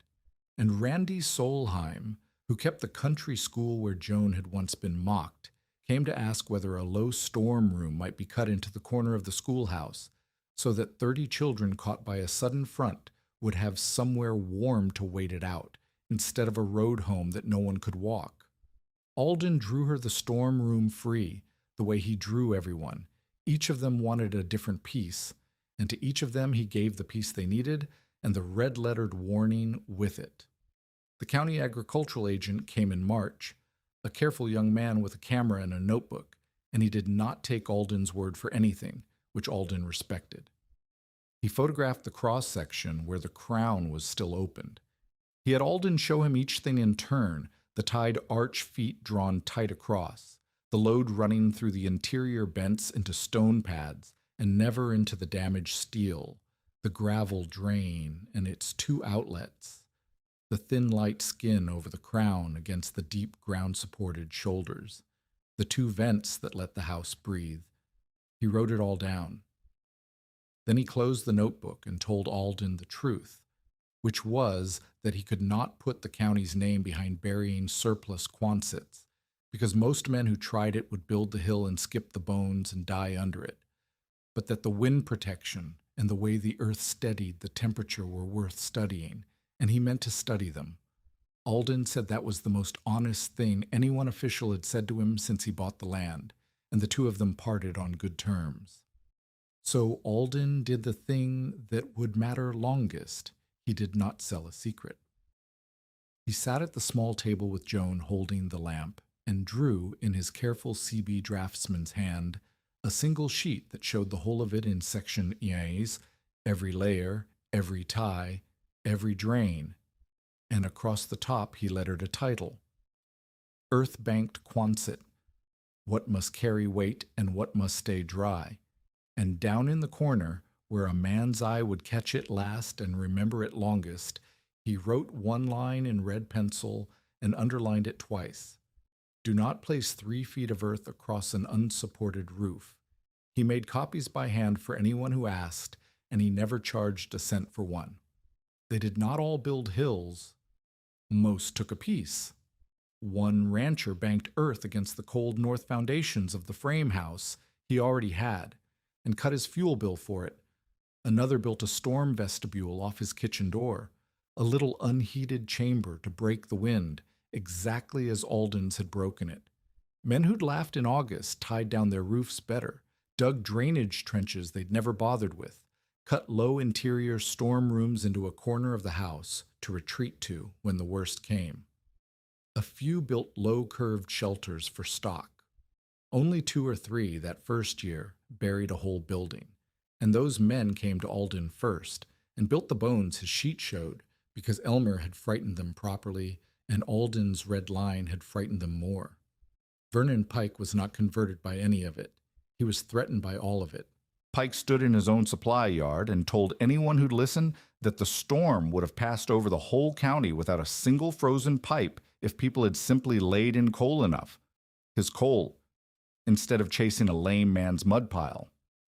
And when he saw that men were going to try the thing regardless, he found the way to profit from it that suited him best.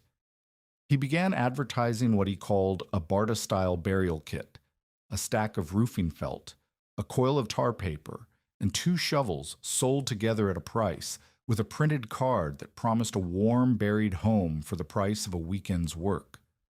There was no tie rod in it, no stone pad, no interior bent, no drain, no red-lettered warning. He sold the part a man could see and left out every part that kept it standing. Alden found him at the counter and put one of the printed cards down on the wood between them. "You're selling the hill," Alden said. "You're leaving out the bones." "I'm selling felt and shovels," Pike said. "Same as I've always sold felt and shovels. What a man builds with them is his own lookout." "A man builds what your card tells him to build. Your card tells him to put earth on a bare roof. That's the one thing on my sheet I underlined in red so nobody would ever do it." Pike smiled, unbothered, and slid the card back across the counter. "Then it's a shame you gave your sheet away for free, Barta. Nobody keeps what costs them nothing. They keep what they pay for." He tapped the card. "They paid me." Alden left the card on the counter and walked out, because there was no argument that would move a man who had already decided that other people's roofs were not his concern. But he carried the thing home heavy in him, because he saw the shape of the trouble coming. The safe way and the deadly way looked identical once the sod grew over them, and Pike was selling the deadly way with Alden's own name on the card. The first one to buy a kit and skip the bones was a man named Cyrus Deck, who farmed thin ground to the south and did everything cheap because cheap was all he had. Deck bought Pike's felt and shovels and buried a storage shed over a bare pole frame, no tie, no bent, no drain, and banked it deep on every side because deeper felt safer to a man who did not understand what he was doing. Alden heard about it and drove out and stood looking at the thing, earth piled thick over a roof that had nothing under it but nailed poles, and he told Deck plainly it would come down the first spring the ground went soft.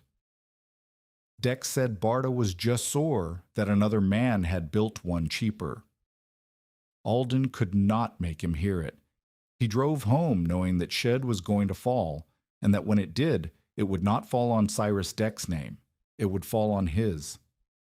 Through that first spring, the thing that had been teaching became partnership. Petter no longer showed Alden how.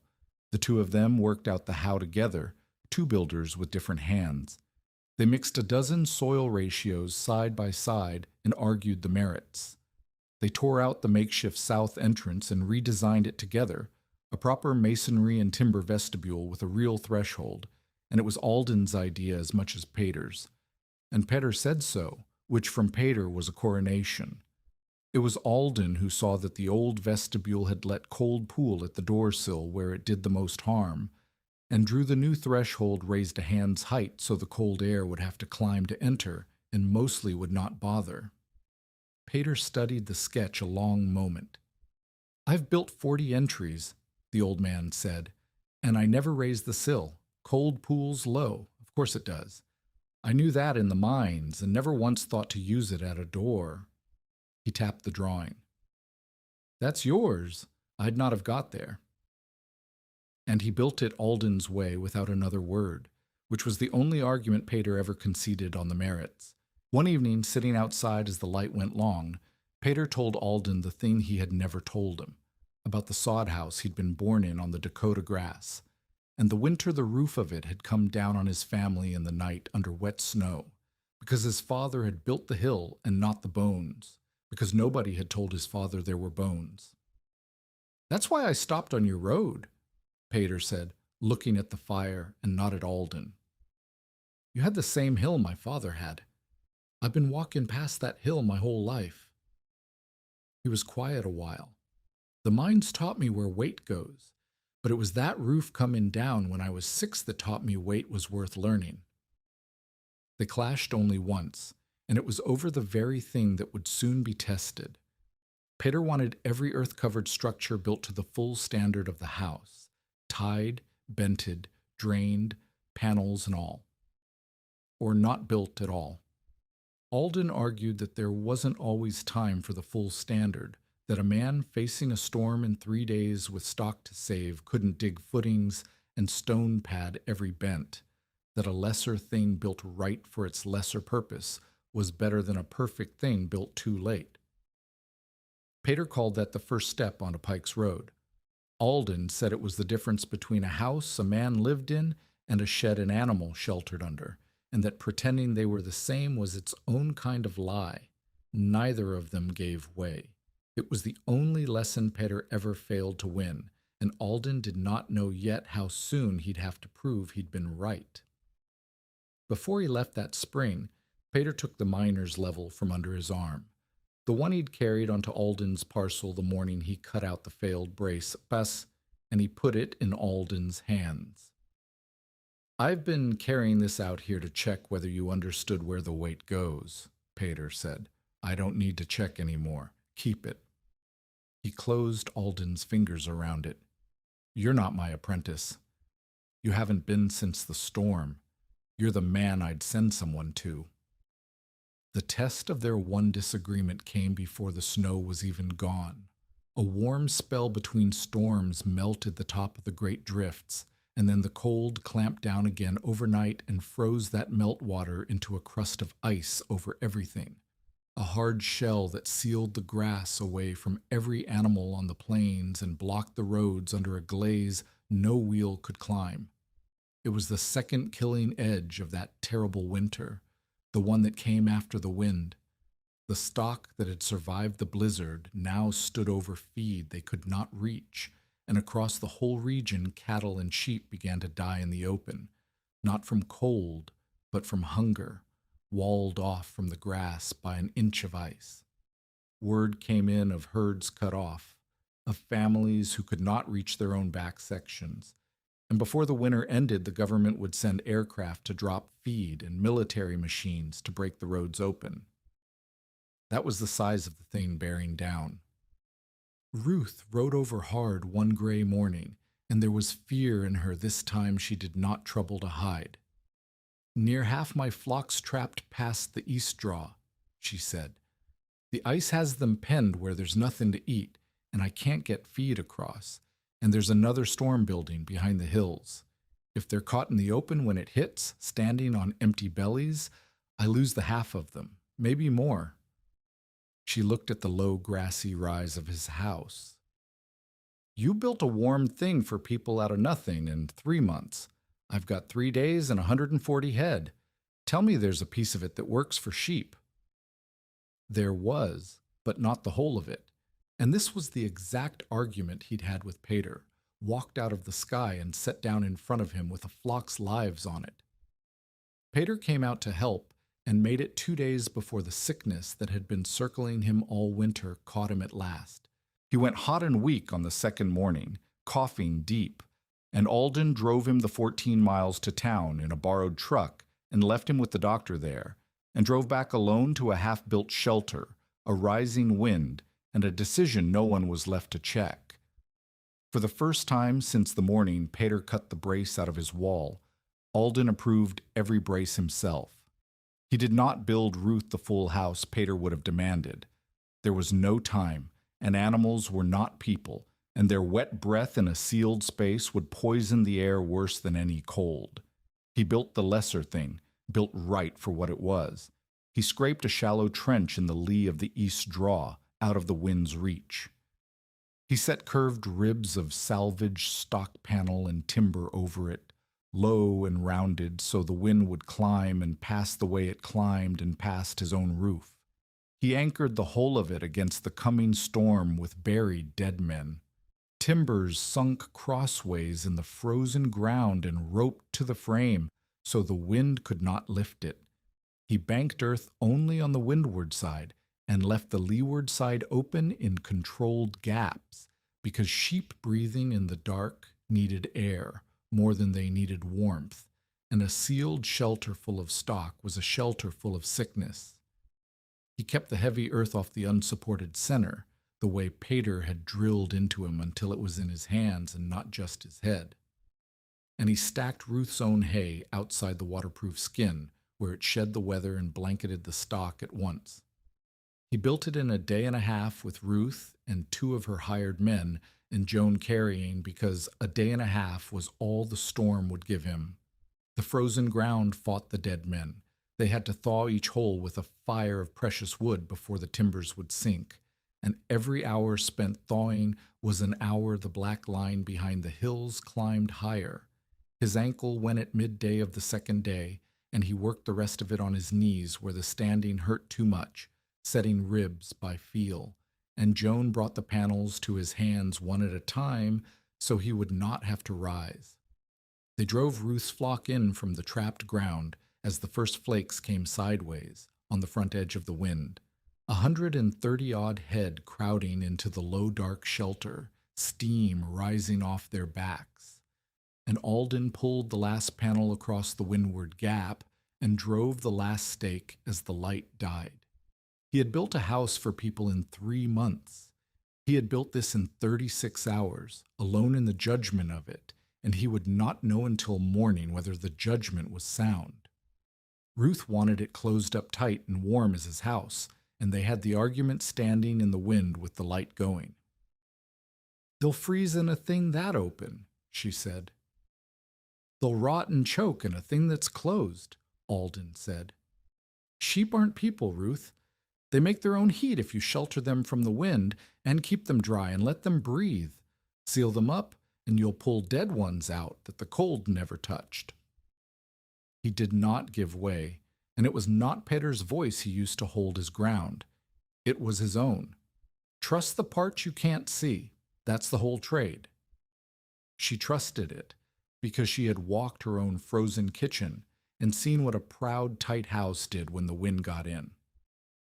The storm came on the 3rd night, smaller than the great one but mean, and the low shelter in the lee of the draw did exactly what its bones told it to. The wind climbed the curve and passed. The dead men held. The banked side turned the weather, and the open side let the flock breathe, and the hay shed the snow. Ruth lost sheep. Some had been too far gone with hunger before he ever built it, and some strayed and were lost in the dark. But she lost a handful where she'd been promised half, and when she counted them in the gray after the wind, She stood a long time in the trampled snow, saying nothing, which from Ruth was a flood. Why? Share this story with someone who needs to hear it. Because what saved that flock wasn't one clever trick a man stumbled onto. It was a lesson passed from an old miner's hands to a lame man's, learned in a burning hurry, and proved the one night it counted. Preparation is never the thing everyone can see. It's the work underneath it. Word of the sheep shelter did more than the house had done, because a house was one strange man's gamble, and a shelter that saved a neighbor's flock was a thing any rancher could picture on his own ground. They stopped coming to laugh and started coming to ask.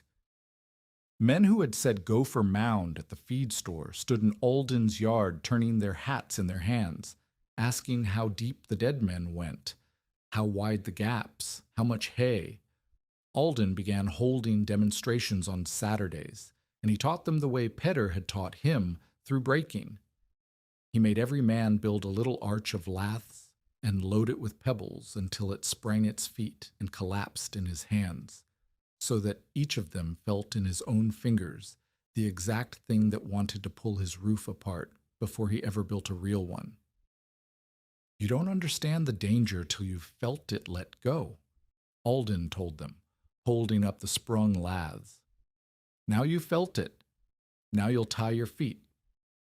A rancher named Bernd Hogan, who had laughed as loud as anyone at the feed store 2 winters back, built his little arch and loaded it and felt the feet kick out under his palms, and he set the broken thing down slow and did not laugh at all. Joan, 10 now and past all shyness, showed the grown men the settling jar test she'd learned at 9, letting the soil fall into its layers in the glass, while ranchers who'd mocked her home leaned in to read the sand line and took her corrections without a word. Alden watched her do it and had to look away, because the girl who'd asked if they were going underground out of shame was now teaching the county how to read the ground. Peder did not recover. The sickness that had taken him in the wind of the sheep shelter never fully let go. He mended enough that summer to sit in Alden's yard of an evening and argue soil ratios, and to walk the finished sheep shelter once and pronounce it grudgingly built right for what it was, the nearest he ever came to conceding their one old argument. But the cough came back with the cold, deeper each time, and it settled in for good in the autumn of 1951, and this time there was no driving it to town that would help. Alden did what a man does. He brought the old miner out to the warm house on the worst nights, set a cot for him against the mild north wall, where the earth gave its stored heat back slow, and sat up with him. Joan read to him. Ruth cooked for him and did not call it kindness. Peder went the way he had lived, without much noise, having already given away the one thing he most valued to the one man he judged fit to carry it. His last clear word to Alden was not advice. He looked at the marked crack above the old sleeping corner and said only, "Leave those." And Alden understood him, and did. Alden did the only thing that made sense to his hands, which had never been good at grief any other way. He went home, and he did not cover the pencil marks. Peder's 2 small lines still stood at the ends of the old hairline crack above the corner where Joan had once slept, the crack that had frightened them half to death and turned out to be nothing, the skin talking and not the bone. Alden could have skimmed a little fresh cob over them any autumn in the years he had left. He never did. The truest marks in the whole finished house were not the straight ones a proud man makes to show his work. They were 2 crooked pencil lines an old man drew to catch a failure in the act of beginning, and the failure never came, and the lines stayed, because the man who understood them best had learned long ago that the place you watch most carefully is the place that once tried to break. There was a life still to build over that grave, and threads still loose in it.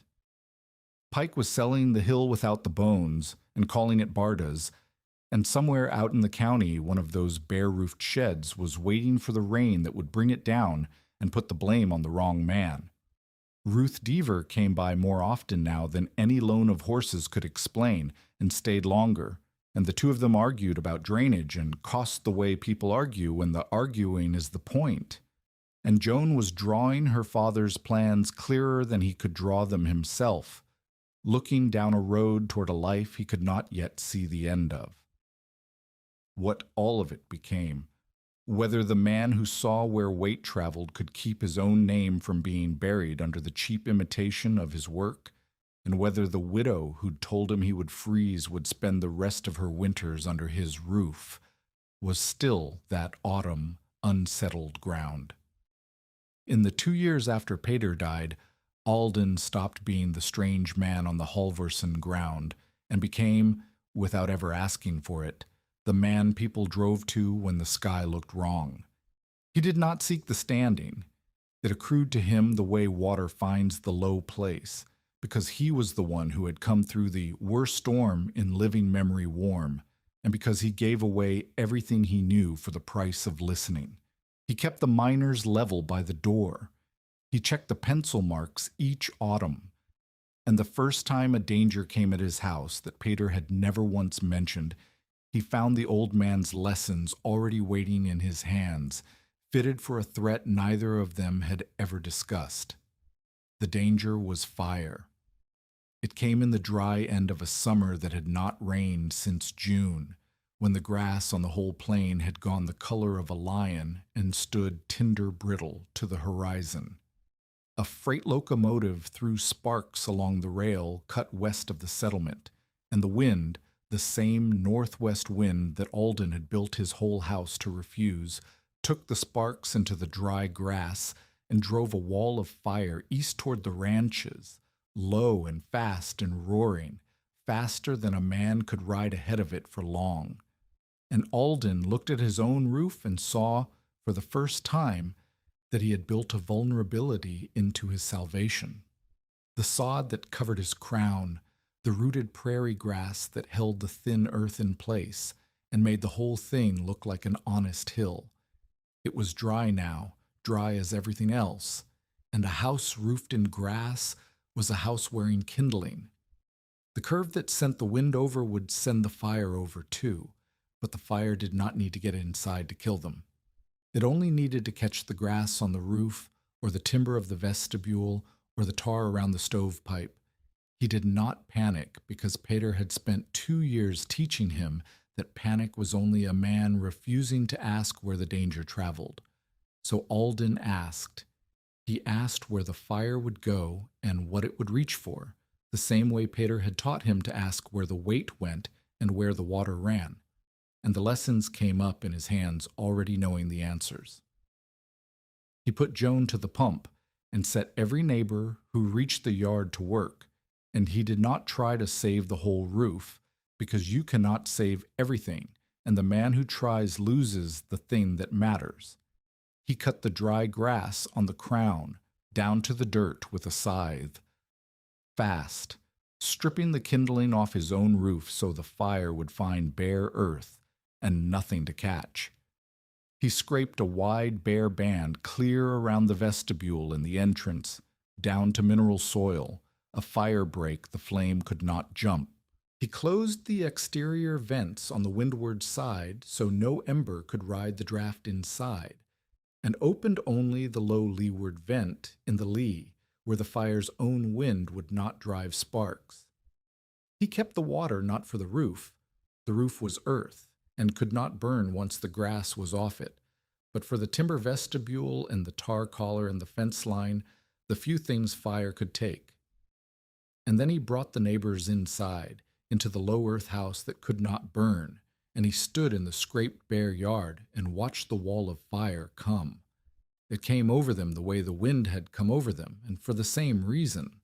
The flame reached the grass-stripped crown and found bare earth and nothing to hold to, and it poured over the curve of the buried house and went on east, and the house sat in the middle of the burn like a stone in a stream, untouched, with a dozen people breathing quiet inside it. The vestibule scorched. The fence burned. A neighbor's outbuilding 2 miles on was lost, but the earth house stood in a black scar of grass and did not so much as smoke, and afterward men said Alden Barta's house would not burn, the way they'd once said it would fall.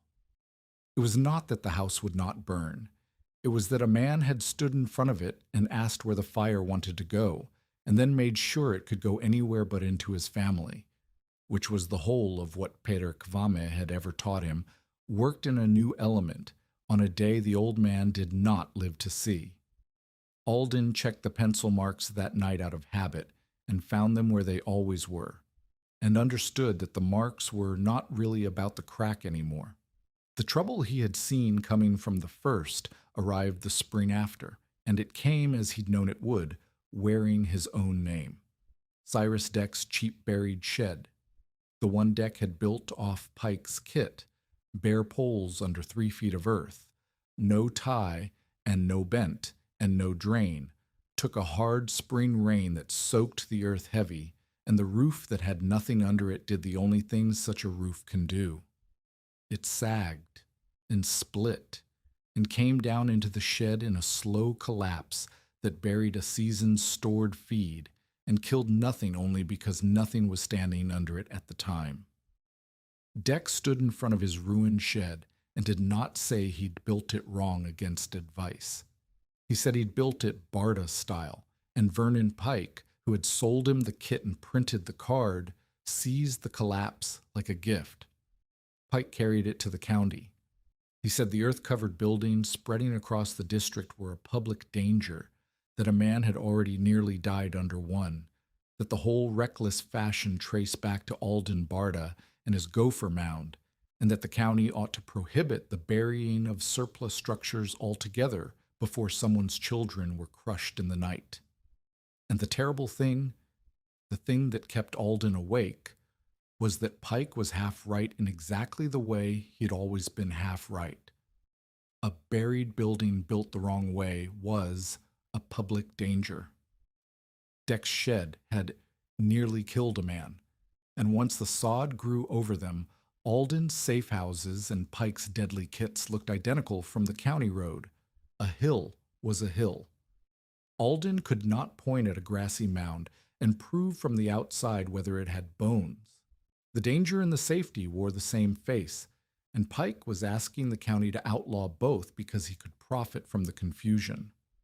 The county called a hearing, and Vernon Pike walked in and laid a photograph of Cyrus Deck's collapsed shed flat on the table in front of the commissioners and called it, in as many words, the natural result of Barta construction. Alden had known for 2 years the argument would come to this, and he did not answer it with words because the whole of what he'd learned from Pater was that the truth of a structure lives where you cannot see it and only shows itself under load. So he had built 2 things the night before, and he set them on the table beside Pike's photograph. They were cutaway models, each the length of a man's forearm, each a little arched roof over a little room, open at one end so the commissioners could see straight into the bones of it. The first was built the way Deck had built, the way Pike's card taught, a bare arch, feet untied, no bent inside, earth meant to pile straight onto the unsupported curve. The second was built the way Peter had taught Alden to build, feet tied across with wire, an interior bent carrying the load down to the floor, the deep weight held on shoulders to the side, and only a thin skin over the crown. I won't stand here and defend every buried building in this county, Alden told the commissioners. Some of them are dangerous. That one in the picture was dangerous, and I told the man so to his face before he built it, and there are witnesses to that. I'm not asking you to trust a hill. I'm asking you to look at what's under it.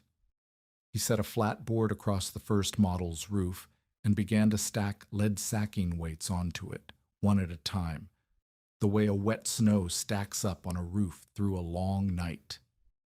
This is his. This is the one the picture shows. Watch where it goes.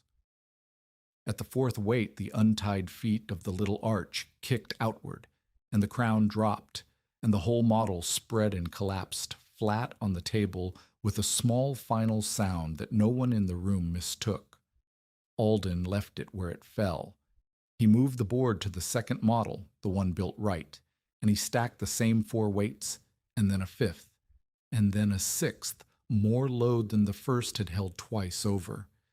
And the tide arch stood under all of it, the bent carrying the weight down into the floor, the crown never so much as trembling. Same earth, Alden said into the quiet. Same picture from the road, same hill. One of them is a house, and one of them is a trap, and the only difference is the part you have to build before you ever put a shovel of dirt on top. Don't outlaw the hill. Ask the man to show you the bones. For a moment, no one in the room said anything. The collapsed model lay flat where it had fallen, and the good one stood under its stack of weights, and every man on the commission looked from the one to the other and understood, in the plain language of a thing that had happened in front of them, what the whole argument had been about. One of the commissioners, an old rancher who had said nothing the entire hearing, reached across the table and pressed down on the standing model with the flat of his hand, hard, testing it the way Elmer had once struck a steel rib with his knuckle, and it did not move under him, and he sat back. Pike's photograph still lay on the table between them, and it had stopped meaning what Pike had brought it to mean. It no longer showed the danger of earth-covered building. It showed the danger of building without the bones, which was a different thing entirely, and every man in the room could now see the difference, because they had watched it collapse and watched it hold not 3 feet apart on the same table. The county did not endorse the burying of Quonsets. Alden had never asked them to, and would have distrusted them if they had. What they did instead was the sensible thing his models had argued for. They allowed a man to build earth-covered where he could show the commissioners the things that made it safe, real structural support, controlled depth of earth, a working drain, a waterproof layer between metal and soil, a stove set safe, and a way to breathe and a way out. A hill alone got a man nothing. A hill with its bones shown got him leave to build. It was not a triumph, and Alden did not treat it as one. It was only the truth given a place to stand. Vernon Pike was not converted that day, and Alden did not want him to be, because a Pike who suddenly loved him would have been a Pike he could not trust. What ended the accusation was Elmer Rourke, who stood before the commissioners with his hat in his hand and testified plainly that he had inspected Deck's shed himself after it fell, and that it had none of the supports the county was now going to require. No tie, no bent, no drain, do you know, and that it had come down for the lack of them, and for no other reason. Pike had sold the picture and left out the bones, Elmer said, same as he'd always done, and a man could not sell half a thing and blame the buyer for the missing half. Pike withdrew the worst of it after that, because there was no profit left in a lie the road foreman had contradicted under oath. The last word between them came 2 winters on, and it was the closest thing to peace the 2 men ever made. Pike came out to the parcel one gray afternoon. Alden could not remember the man ever setting foot on his ground before, and stood turning his hat, and finally said he wanted a copy of the cross-section sheet. He was building a storm room behind the store, he said, for himself and the girl who kept his counter, and he wanted it built so it would hold. Alden went inside and brought out a copy in his own hand and gave it to him. "You know that drawing was always free," Alden said. "It's been free since the first winter. You could have had it any day these 5 years." Pike folded the sheet and put it inside his coat and looked out at the low grassy rise of the house that had cost him a truck note and a great deal of pride. "I know it was free," he said. "I wasn't paying for the paper." And he got in his car and drove back to town, and that was the whole of Vernon Pike's surrender, and it was enough, because a man like Pike does not say he was wrong. He only comes, at last, to build it right. By the late years of that decade, the thing had spread as far as it was ever going to spread, which was not across the nation and never would be, but across a county, farm by farm, in pieces. 17 local families had taken up one part of Alden's work or another. 4 had built proper reinforced earth-banked storm rooms to run to when the sky went bad. Several ran curved, anchored, low-profile shelters for their stock through the winters now instead of losing animals in the open. New buildings went up with drainage access built into them, and their roofs tied down against the wind, because the men who built them had felt a little lath arch spring its feet in their own hands one Saturday and never forgot it. Alden ran a small business out of the parcel by then, repairing and building shelters across the district, with Ruth keeping the accounts because Alden could draw any structure a man could name and could not add a column of figures to save his life.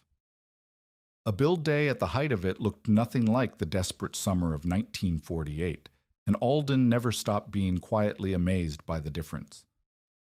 On a Saturday that fall, he and a crew of 4 went out to raise a storm room for the Nesheim family. Tolef Nesheim, who'd come to the door that first spring with a wife expecting, now had 3 children and wanted a place to run to when the front came down. There was no lame man moving 50 tons alone against a closing season. There were young men who had felt a lath arch spring its feet in their own hands and knew exactly why they were tying the wire. There was a stone boat and a team.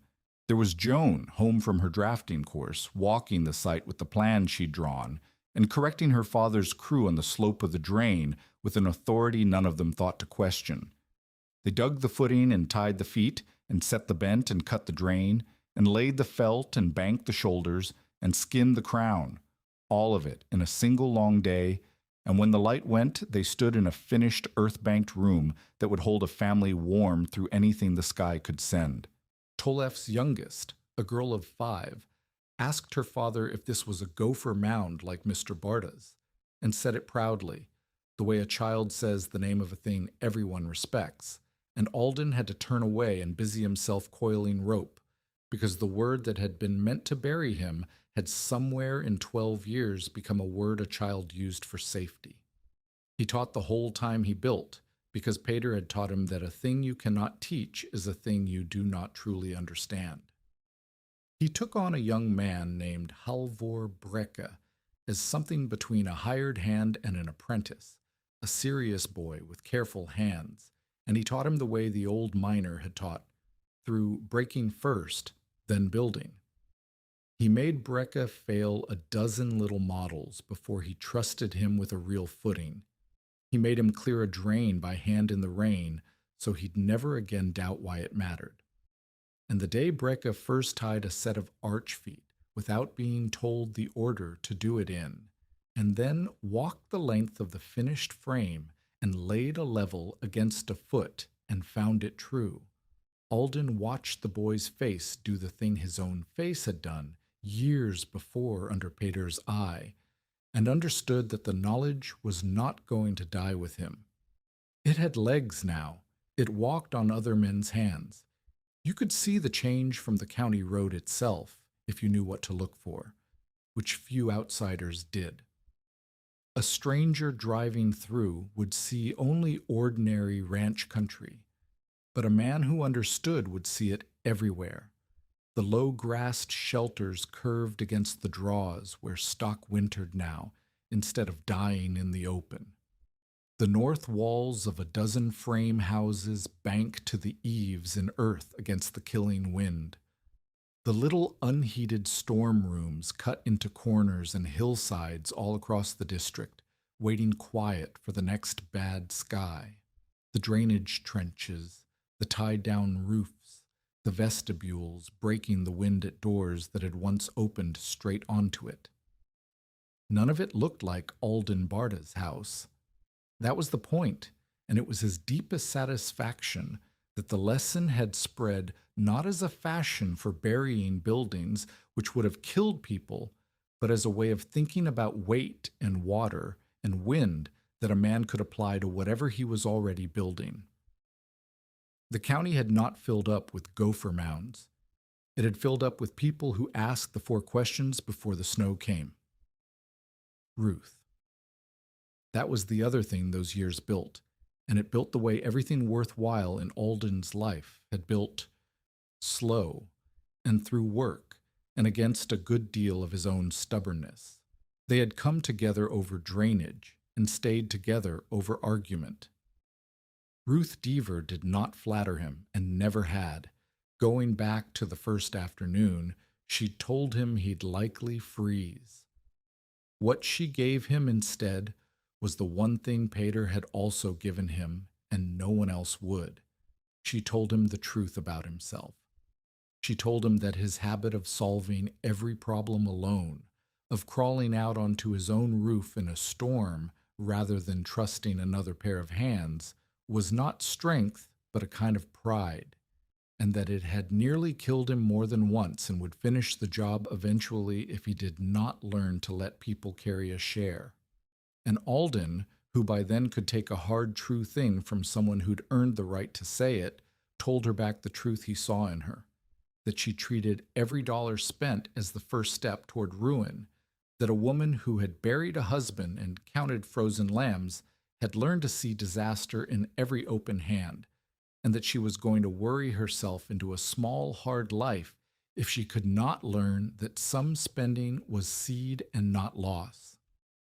They fought about it the way they fought about everything, which is to say, usefully, each of them a little less wrong by the end of it. What married them, before any words did, was a bad night with Ruth's stock and the discovery that they worked as one pair of hands. A wet spring blizzard caught her flock in a low shelter that was taking on water at one end, and she came for Alden in the dark, and the two of them worked till dawn in the driving snow, she reading the animals and the ground she'd farmed for 20 years, he reading the water and the drain and where to cut a new channel to carry it off. And neither of them had to explain a single thing to the other, because each was expert in exactly the half the other lacked. He saw where the water wanted to go. She saw which ewe was about to bolt and take 50 with her. By morning, the shelter was drained and the flock was calm, and the two of them stood soaked and steaming and looked at each other with the particular respect of two people who have just watched the other one be good at something hard. That was the whole of the courtship. Everything after was only paperwork. They married in the spring of 1953.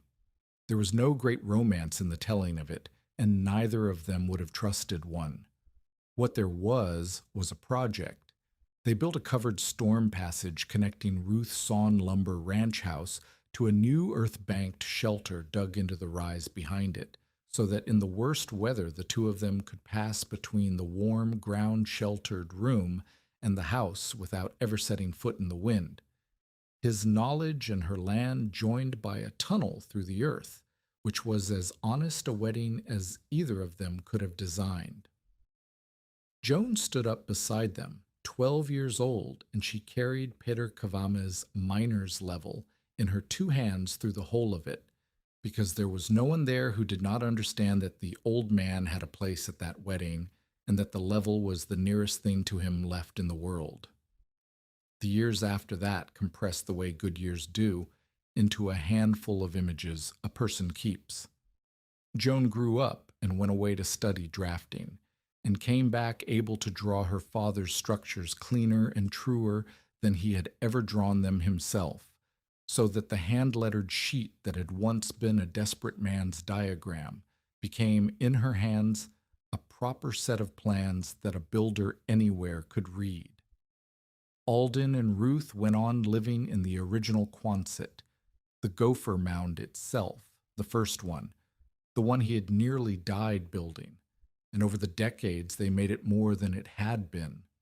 They added a masonry entry where the timber vestibule had scorched in the fire. They improved the drainage until no water ever again welled up under a pad. They built the interior insulation into replaceable panels, so the dry blanket could be renewed as it aged. They cut a second emergency exit and a cool pantry into the deep north shoulder where the earth kept food through any summer. Joan married and had children of her own, and they came to the earth house every summer of their childhoods, and to them it was not a strange thing at all, but simply grandfather's house. The cool, dark room in July when the whole plain shimmered with heat, the one place a body could sleep easy on the worst August nights, because the same banked earth that held the winter's warmth and also held the summer's heat out. Alden would take the grandchildren down to the creek cut where he had dug the first clay in 1948 and teach them to roll a ribbon of soil between their palms and read it, the way Pater had taught Joan, the way Joan had taught the county.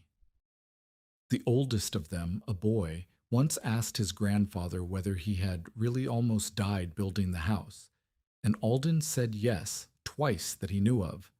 The boy asked why he'd kept going. Alden thought about it a while, and said that a man who cannot leave and cannot afford to fail finds out fairly quick what he is actually made of, and that it had turned out, in his case, to be a little more than he'd feared. Then he took the boy inside and showed him the pencil marks, and Alden never once let anyone paint over the name. When a visitor asked in later years why a man would letter the words "Gopher Mound" on a board and hang it above his own front door, Alden would say only that it had been meant as an insult by a man who'd wanted his land, and that he'd decided to keep it because a thing that survives its insult owns it. The board hung above the masonry entry for the rest of his life, weathering gray, the letters he'd painted himself going faint, and everyone who passed under it understood that it was not shame and had stopped being defiance and had become, somewhere in the long middle of that life, simply the name of a home.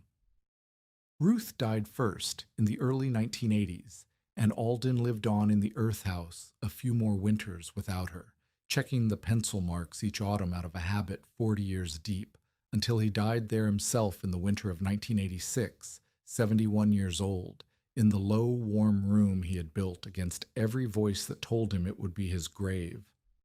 Joan, grown and gray herself by then, did not sell the house or turn it into a roadside curiosity for people to photograph. She kept it, and going through her father's things in the weeks after, in the drawer where he kept the drawings, she found an old cardboard payment book she had not seen since childhood, Vernon Pike's truck payment book, the one Pike had marked with a slow pencil the day he took the truck. How it had come back into her father's keeping, she never learned, but across the last unpaid line, in a hand that was not her father's, someone had written 2 words and left it there among the plans. Storm settled. Alden Barta did not invent the earth-sheltered house, nor the Quonset arch, nor thermal mass, nor the insulated wall. Every piece of what he built already existed in the world before him. His whole achievement was to see that the pieces had to work together, or not at all, and then to teach it, plainly and for free, to anyone who would listen. He never told a soul to simply bury their building. He taught them to ask the 4 questions that mattered: where the weight traveled, where the water escaped, where the air came in, and where the heat was slipping away. And above all, which part of the earth belonged on the roof and which part had to stand on the ground. 17 households in one Wyoming county carried some piece of that knowledge forward, and one of them, his daughter, carried all of it, drawn clean.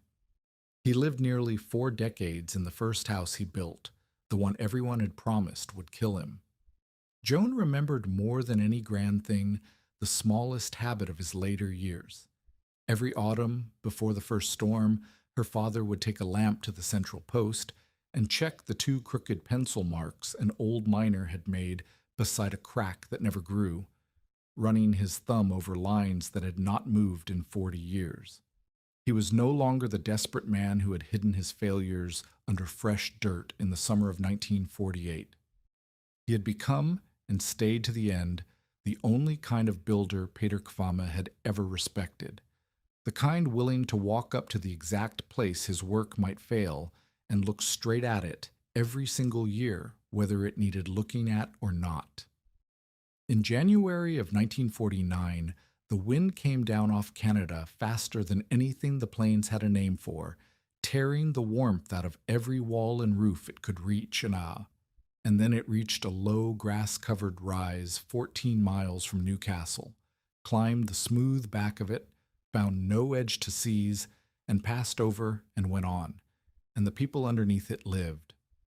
The summer before, Vernon Pike had stood on the county road and said, "So it would carry. No man with sense puts his roof under the ground." Barta's building himself, a gopher mound. The storm had already answered him, and no other answer ever mattered. Long after, on a winter evening when her father was gone, Joan let herself into the empty house and lit the old iron cook stove, and laid her hand on the central post beside the two faint pencil lines the old miner had drawn. Outside, new snow settled over the sod, until the house was only a low, pale hill again, a thin thread of smoke rising straight out of its center. The hill had never made the fire hotter. It had only taught the wind to pass by.